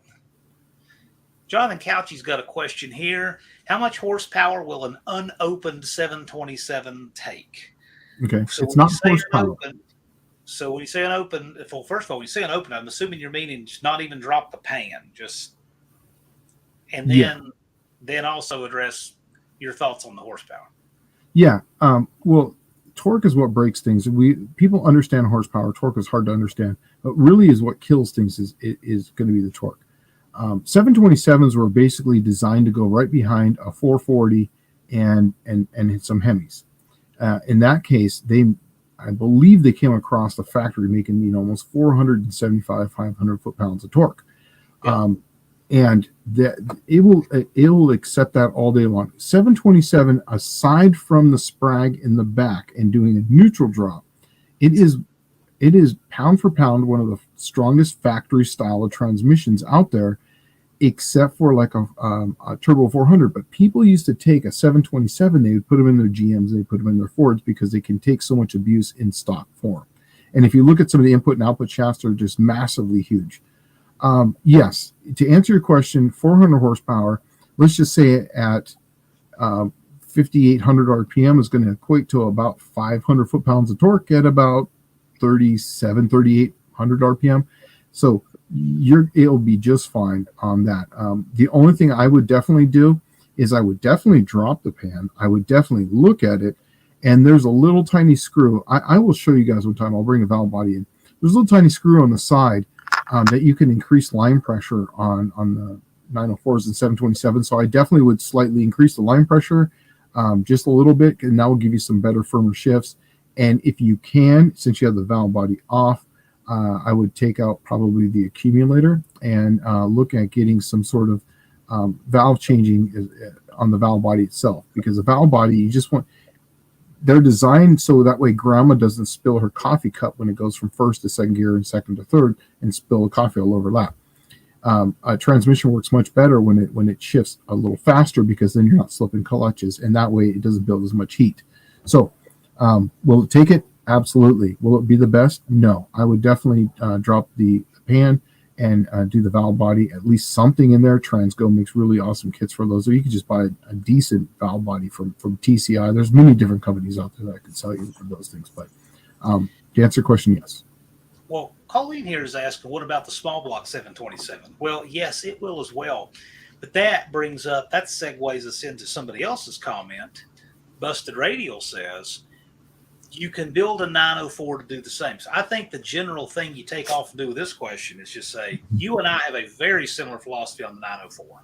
Yep, it's the best transmission out there. Yeah, so I'll just say a couple things. Like we were talking about the sprag. The 904 has two big pins that hold the rear sprag race into the case, where a 727 is pressed in. So when you talk about the bolt-in sprag, the 904, unless it's loose, doesn't necessarily need it. They have big pins that hold it in. The 904 has a lot less rotating weight. The drum is much closer to the center and lighter, far less likely to break if you do break a sprag. There's a lot of reasons I like a 904. But what say you, Professor P? You're the 904 guru. I like the 904 just because of the parasitic loss. It's 22 horsepower is the number that it takes to turn that. And that is in stock form. The only thing better is the Power Glide, and that's 18 in stock form. There's a lot of Torrington bearings that you can get to get these, and you can get that number down to even, down to 17 or 16 horsepower. I've actually in my 66. What is a 727 for reference? 50. 50. Wow. And I believe, and then I think a C6 is the worst. I believe it's like 56 or 55, and then a 400 in stock form is right in the 50 to 52 number. Really comes down to different types, but yeah, it's right in that number. But so if you run it, that's why whenever I have a small block, I stay away from 727. I try to stay away from 727 altogether. Anyways, I'll try to use a 904 in my car. Taking a 727 that had all the trick bells and whistles and everything that you could imagine, I took it out, put in a 904, and obviously changed the length of the drive shaft. I picked up 3/10 of a second. And your numbers for horsepower jibe exactly with that for what you pick up. That's spot on. Yep. Yeah, I agree with that. I'm a 904 guy. John Cope and I are going to be building a 904 the first week of March. You'll get to see that, and I'm a believer in the 904. Now, are you going to go 904? Or are you going to go A99 because they have a slightly different case in the back? The Sprag and well, yeah, I have a 999. Okay, I have perfect. A 999. I've got options. Yeah, the 999, as far as how it's built right off the bat, I believe it's got 6 rivets or bolts that hold the rear Sprag in right off the bat. Now it's different on the output shaft, so they might make it nowadays, but at the time I was doing it, they didn't have a 300M output shaft for that style of output because it's got a different type of Sprag in it. So that's why I went with the 904. But if you can go with an A99 and still run a stock output shaft, that's the way to go. I think so. I think it'll work great. Oh, yeah. And also, too, one thing, I know the first one of these I ever built was in 2002. It wasn't, at least to me, as common to have the thin clutches.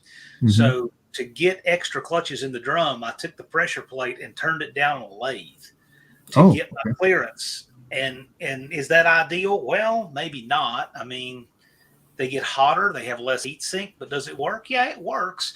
And I was able to get more clutch apply surface area. But with the drums, if you use a 5 clutch drum, you use 62 thousandths clutches in it. You select the snap rings. You can easily get the clearance you need. What is the clearance on that usually? What, 75, 85 thousandths? It really comes down to, it really comes down to what, yeah. But you use the thin clutches and then you can get it, because with the thick clutches, you'll never get a ring thin enough. No. But you can get 6 clutches in that high gear drum. You can run 5 in the forward drum too if you use the thin clutches, and you can wind up with 11 clutches and wind up having probably, I've never done the math on this, maybe I should, probably about the same amount of surface area as the clutches in the 727s. Oh, absolutely. Yeah. Probably real absolutely. close. And then you boost the line pressure slightly, and then now you just got that because it multiplies up. So yeah. Now, is this going to be for a drag car, or is this going to be for a street car? No, this is for the Dart Sport. Drag car, 8-inch converter, reverse manual, billet valve body with a brake. Okay. If that's the case, go only with the 904. Then I thought this was for a street car also. Then definitely don't do an 899. Yeah.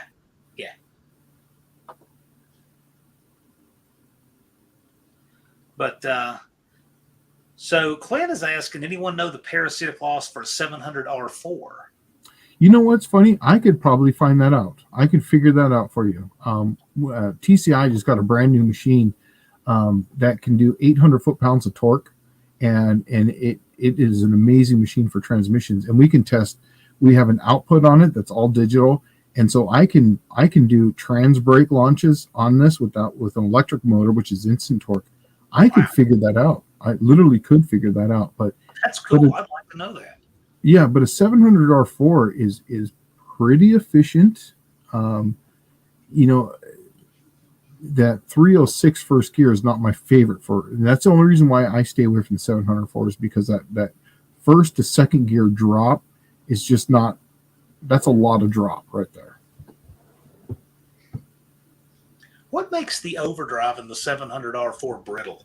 Because it's been my experience, a lot of those just don't survive. I honestly, so many different things break in that. There's no way really to narrow it down. Really, honestly, what breaks them on those is really going to be the fluid pump pressure and the having not the detent cable set up correctly. Now, with TCI, they have those constant pressure valve bodies now, so the detent really is not as imperative. But they really break because whenever you're cruising and you're basically barely touching the throttle, you have very low input going into it, and the pressure is technically lower. But yeah, there's too many things that break in the overdrive. There's really no one thing that does it. It's just the transmission is just designed not to have a lot of power go through it. Well, so I've got 2 questions with this, and I was talking with Cope about it. It's always interesting to get different people's takes on this when they have experience. What transmission do you think would be right for my van if I want to tow? So right now I've got a 999 and a 294 rear in it. And what I'm thinking is I could do the A518, which is a 46RH, and get an overdrive and run something like a 355, 391 gear, 392 gear in the back. Or I could run an A500. So the A518 is the 727 with overdrive. The A500 is the 904 with overdrive. What do you think about that application where I'd be expecting to pull a lot of weight? Would it be worth at that point going to the 518? Are you going to tow in overdrive? Probably, because I'd want to run enough rear gear and be on the highway. Okay, you could make an A500 work, and the A500 would have a better first and second gear than that. But remember, it's not going to be as strong. It's a 904 plus that overdrive stuck on the back. For that application, I almost want to say go with the 518 at that point, but then you're going to lose the first gear multiplication on that, because I think a 245 is the best you could do. Now, I believe A&A Transmission makes one that you can put in there, but it's like $700 or $800. It might have gone up since then. Right. But you can get a low ratio first and second for that. But your van probably weighs what, 4,100 pounds? According to the title, it weighs 3,389 empty. We know that's not true. Yeah. Who knows if that thing will go on the scales? But yeah. Okay. And you're going to be towing a car. Is it going to be an enclosed or a flat That'd open be an trailer? open trailer. So let's just say about 7,500, 8,000 pounds by the time you have the car, the trailer, the gear, probably realistically what you're pulling. I would at that point safe. A500 would do it. You would get better mileage. You get more power to the ground, so on and so forth. With that, the A518 would basically live. It would eat that up and not have any problems at all. Right.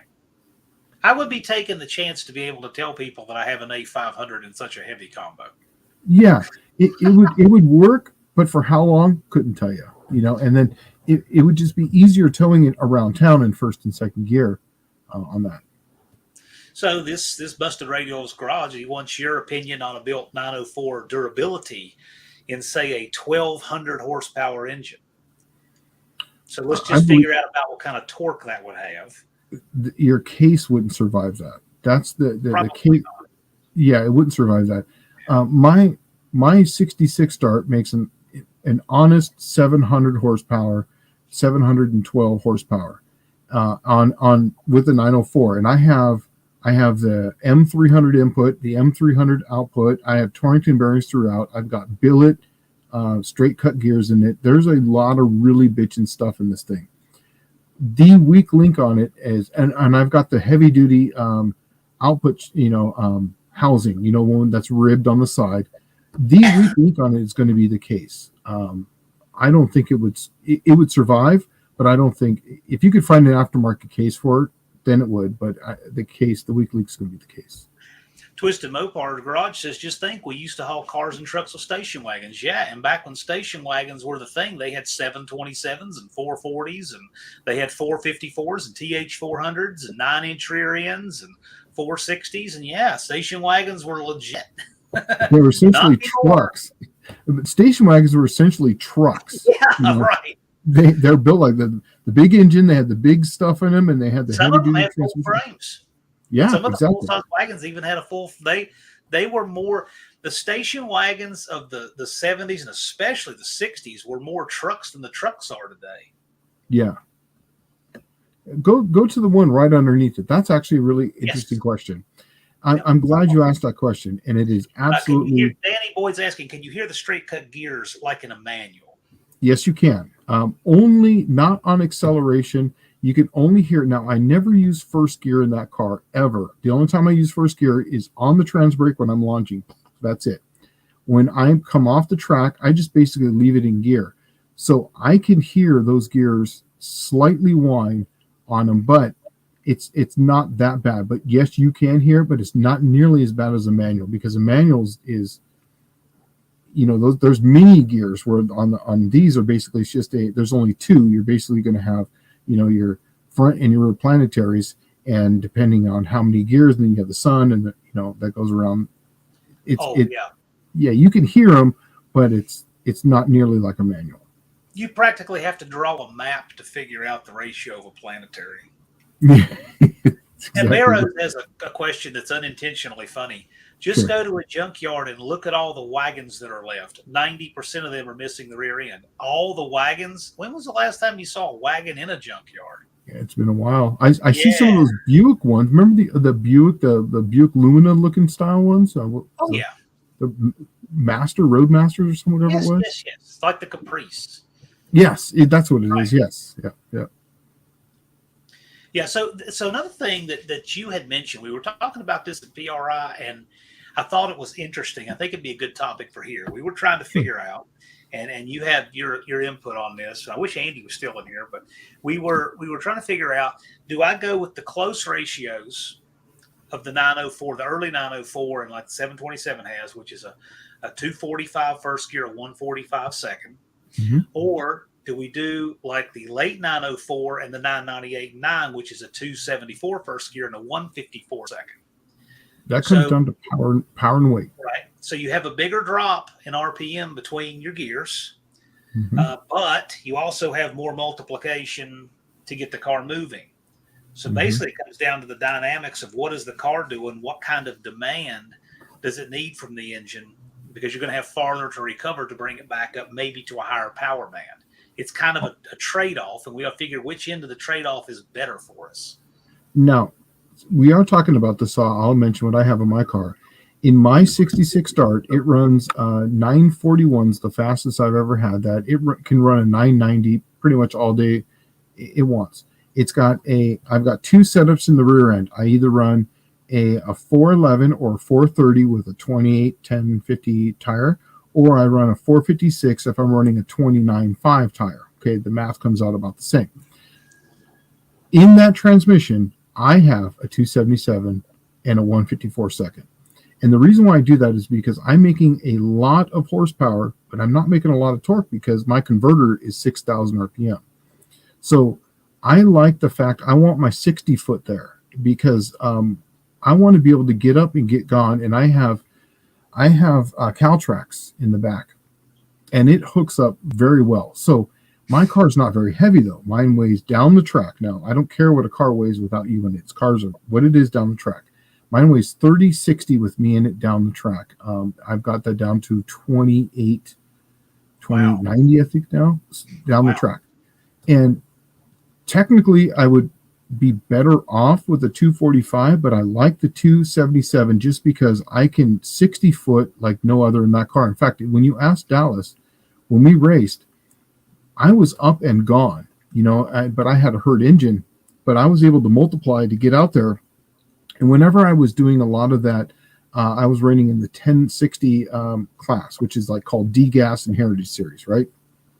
It's a Pro Tree, and then it's basically the first one to 1060 at the across the line. So there's no one's leaving an advantage or whatever before and out.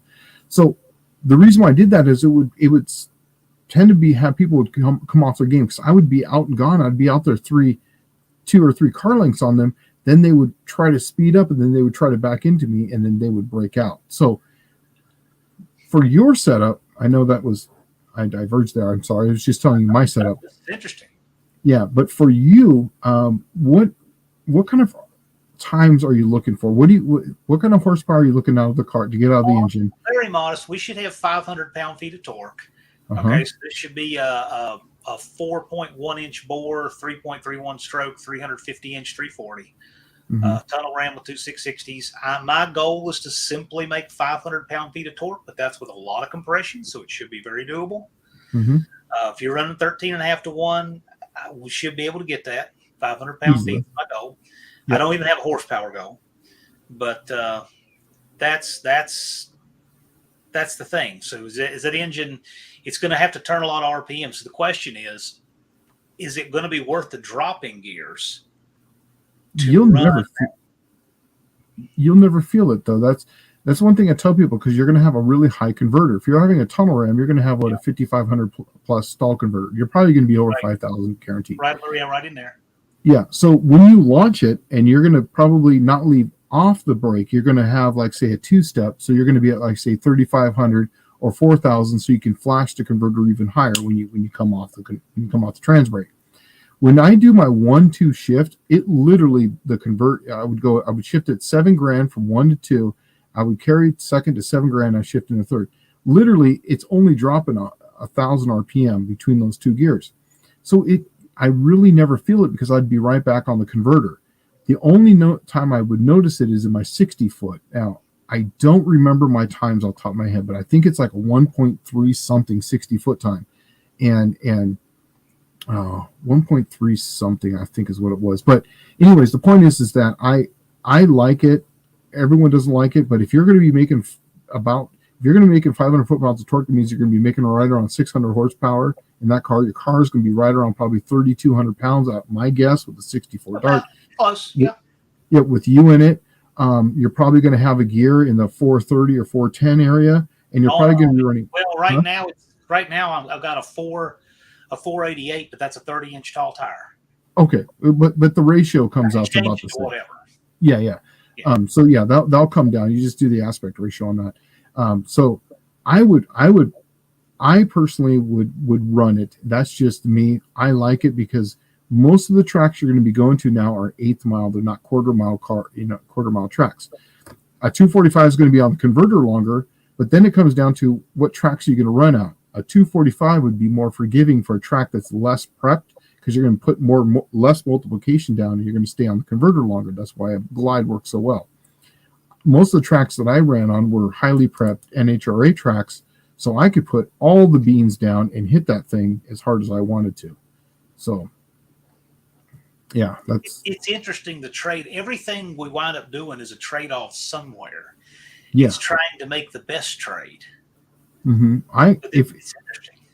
Yeah, I have, like I said, I've done it both ways, and I feel more comfortable with the 277 first, just because I can hit that thing so much harder. I can plant the tire, and the car goes right now.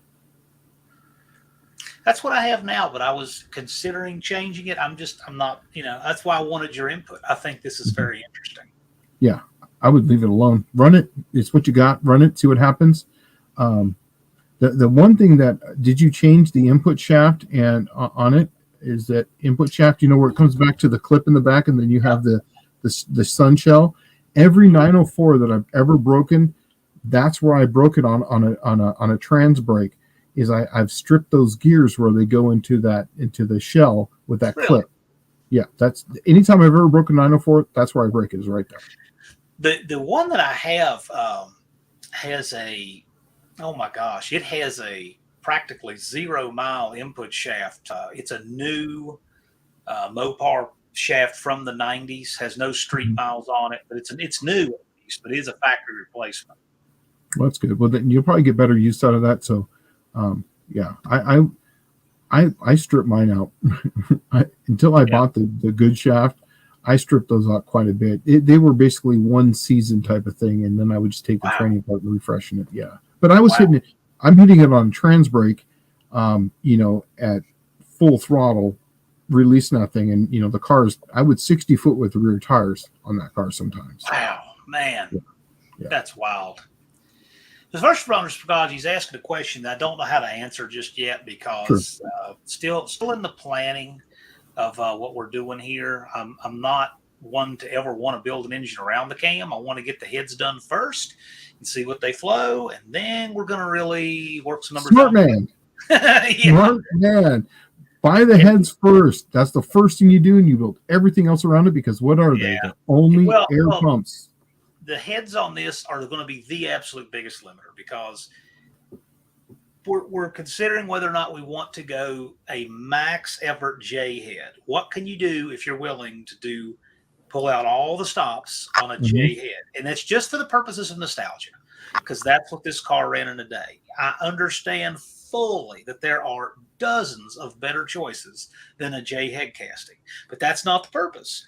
Purpose is I want to know, what can we do with a factory J casting going all the way to the moon with it?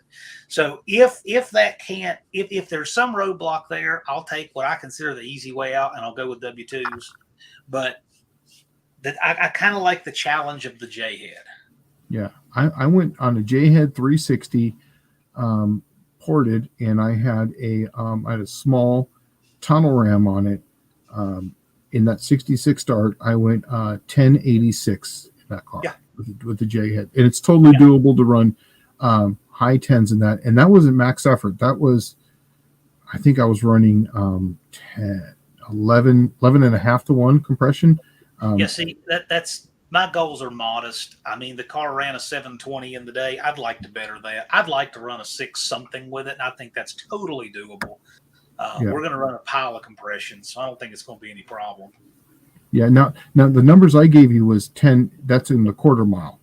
Right. Yeah. Okay. If it's 10 in the eighth, I don't think you'd be here telling us. Yeah. No. Well, anyway, we got a little sidetracked with it, but it's been a lot of fun. I mean, this is my opportunity to pick Professor P's brain, because normally I don't get to as much. It's a lot of fun, though, isn't it? But okay, this is a good question here. Jonathan Couchy's got, and we'll just make it a general question to get the most out of it. The 308 heads. What are your experiences with that 308 casting, which I believe would be the 85 to 91 360 LA head? I think. That's that's the last head before. That was the non-Magnum head, right? That's right before the Magnum, right? Yes. I honestly have never messed with those. Now I've had friends who ran those, but I always had the 915Js, and then I had the X head, and then I had some TA heads, like original 1970 TA Right. heads, and then I went to the W2s. Personally, I've never messed with the 308s. I've had friends do those, and I've said this before in some of my my podcasts before, that the Magnum, before the Magnum, the 87 and 88 blocks were some of the best blocks that I've ever seen. In fact, that's what's in my engine right now, is one of those.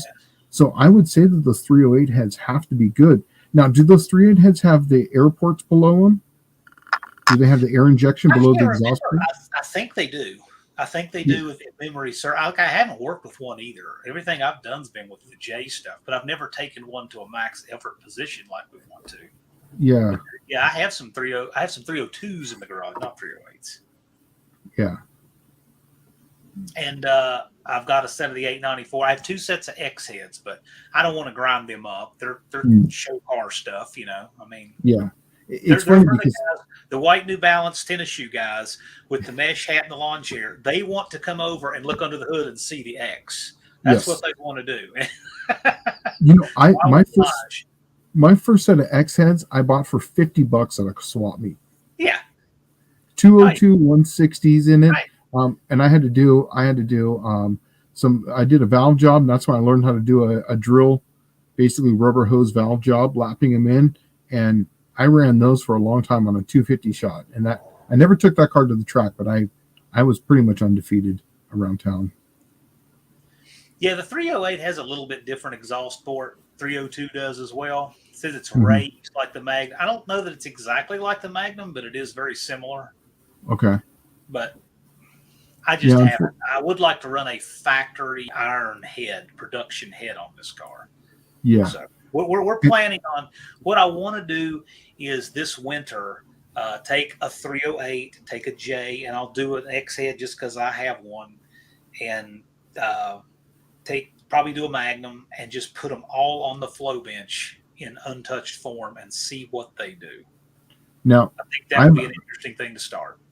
I did that, and on my J heads were pretty well ported out to whatever you could do at the time. They actually went to, it used to be called Arrowhead. I think it was before. Oh yeah. So you've heard of them, okay? So yes. It was Arrowhead, and so I spent all that money, send them to come back.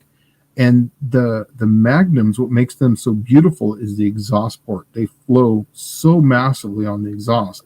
They didn't really do much different than the ported J heads. I mean, they're all within like I think it was like 250 or 260 CFM. I can't remember what it was, but the Magnums flowed literally 81% between the intake and the exhaust. So your camshaft was much more forgiving. You had to get on the J heads. You had to be really specific on the camshaft to make sure that you kept that. I think there's 60% between the intake and the exhaust. So you had to really separate the intake and the exhaust numbers. So for me, it was always about, as soon as the Magnums came out, I went straight to the Magnums. The only ones that I found out that were better were the W2. Now, mine were the Econo W2s. But then when I started doing the Magnums, they were in the wrecking yards everywhere. So that's why the only reason why I switched to them is because when I blew something up, I didn't have to have anything exotic. I could just get a Magnum and run 250 shot to it, and it would eat it up. So and it didn't take the exotic headers and intakes and all that stuff and rocker gear. Yep. Dizzy, he's asking here. He said, I believe you're talking about the A500 from the Dakota, which will be an overdrive, $999 basically, and it will fit the 360. How tough are they? We just were talking about that a little bit before you got here. Yep. It's probably worth your while to go back about a half hour and listen to that. We really put a lot of thought into the A500. I want to say one thing on this real quick. You want to find the 93, 94, and 95 A500 if you're going to do this. That's got all the good stuff in it. It still has the 3-plug, and it's still a mechanical kick down on that. It was not electronic, and they fixed all the problems with the overdrive and so on and so forth. So 93, 94, 95, I believe, is what you're looking for on those. Great tip. Great tip there. Is that also when they went to the thicker sunshell? Yeah, everything was better on that one. It was basically the ones that they fixed all the problems with them, and that's actually what I have for my Dart. When I put this on, my slant 6. This is my slant 6 to small block Mopar adapter plate. So I'm going to That have was it. really nice. It's really Is that cool. what you do on lunch hour? You got a sandwich in one hand and a meal in the other, and No, I just mentioned it, and I have a local machine shop guy. He basically has got a CNC, and so he's the one that did it. I just did the blueprint for it. So yeah, and so we mentioned A15 and A500. That those are the old school numbers. The 42RH, the 46RH. For those of you that maybe might not be as Mopar familiar, 4 is 4 speeds. 2 and 6 in these cases are the torque ratings. R is rear wheel drive and H is hydraulic. And if you see like RE, that would be rear wheel drive and electronic instead of hydraulic. So that's a modern nomenclature, but that's what we're talking about. Does anybody else have any other questions? The time has flown by tonight. It's been a blast. Yeah. It's been fun, a little different, but I hope I was some reasonable facsimile of a decent substitute for Dallas. I think it's been a lot of fun. I'm always happy to pinch hit for him, and hope that you guys had a good live. At least you stayed in here in numbers that suggested it was reasonably decent. So thank you all for staying. Anybody have any last questions? Well, the only thing I want to say is, like I do at the end of all the time, is that if there was a question you didn't feel like putting into the chat and you wanted to just be a one-on-one, slantdailygarage@yahoo.com, slantdailygarage@yahoo.com. Once again, which is linked below in this, right below your screen. It's linked. Yeah, send that up. And now, obviously, I don't live and breathe on that. I check that every 2 or 3 days, because I got other things going on. But whenever there's a question there, I really do try to answer it to the best of my abilities.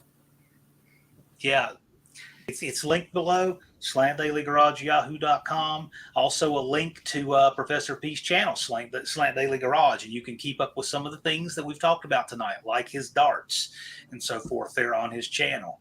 But I want to thank the mods. You guys have helped keep everything running smooth and putting up links. Appreciate that. Want to thank all of you guys for coming and stopping by. We do this for you. I could bug Professor P, offline, but we would rather do this tonight, and hopefully it's helpful somehow, or at least entertaining. But I think it was helpful. It was helpful to me. But thanks, guys. Dallas will be back next Wednesday, I assume. And this Friday, I'll plug something of mine real quick. I've got the Nelsons. Andrew and Calvin Nelson will be on the Friday Night Live, and we'll be talking about all of that fun, fast stuff that they do there in Pennsylvania. So I'm hoping you guys will turn out for that. And then we have a big announcement. If you are an AHRA member, thinking about being an AHRA member, or need to renew or whatnot, want to be an AHRA member, you will want to see the live on this channel on January 27th. Big announcement there. And then on February 3rd or 4th, that Friday, the first Friday in February, I'll have Tom Sarmento, mechanic for Warner Brothers back in the 80s. He'll be on, and that'll be a fun live that you can ask all kinds of questions, because he worked on different shows like Dukes of Hazzard, BJ and the Bear. He did stunts in Fall Guy, etc. So that ought to be a fun live. Anyway, that's the next 3 lives scheduled out, and I hope you guys will stop and join for them too. Do you have anything to plug, Professor P, before we roll? Not really much. I took a break from making videos just for a couple weeks. Other than that, not really much. I do want to, there's a couple things in the chat I do want to mention real quick. First Responder Garage. Absolutely, we're going to grab that. If you want, I can dive into this for you. Send it to my email, and I will talk to you about that, because what I really need from you is your airflow. Obviously, if you're talking about this port efficiency, that means you've had the head flowed. So that way, you basically lift it. I'll show you how to calculate that. So that way, you know how fast to lift this as far as what your velocity is, and degrees per, lift per degree at the valve, and we'll go over that. On it. So just send that to me, and I'll talk to you about that. But as far as plugging anything, and Michael's got, we'll let him have last question of the night, since it's not a super high-tech involved question. But what's your thoughts on this? Is there any harm in letting a set of lifters and rockers sitting in oil for almost 15 years? Will that harm them? Are they rusted? If they're not rusted, put them in and run them. It's not going to hurt anything. There you go. Yeah, it's not going to hurt anything. Obviously some oils have acids in them, some of them have detergents in them, and so on and so forth. But if you pull them out and there's no pitting on them, They have not changed any type of color to where some of the acids that have built in them, because the oil will get slightly contaminated. As long as it had a lid on it the whole time, it should be just fine. If it was open to the elements, just take a look at them. Run your fingernail right across it. If you feel anything on there, that means that it's no good. But it should just be fine. Excellent. And y'all have a good evening, and we'll be seeing you again soon. Yep. See you guys later.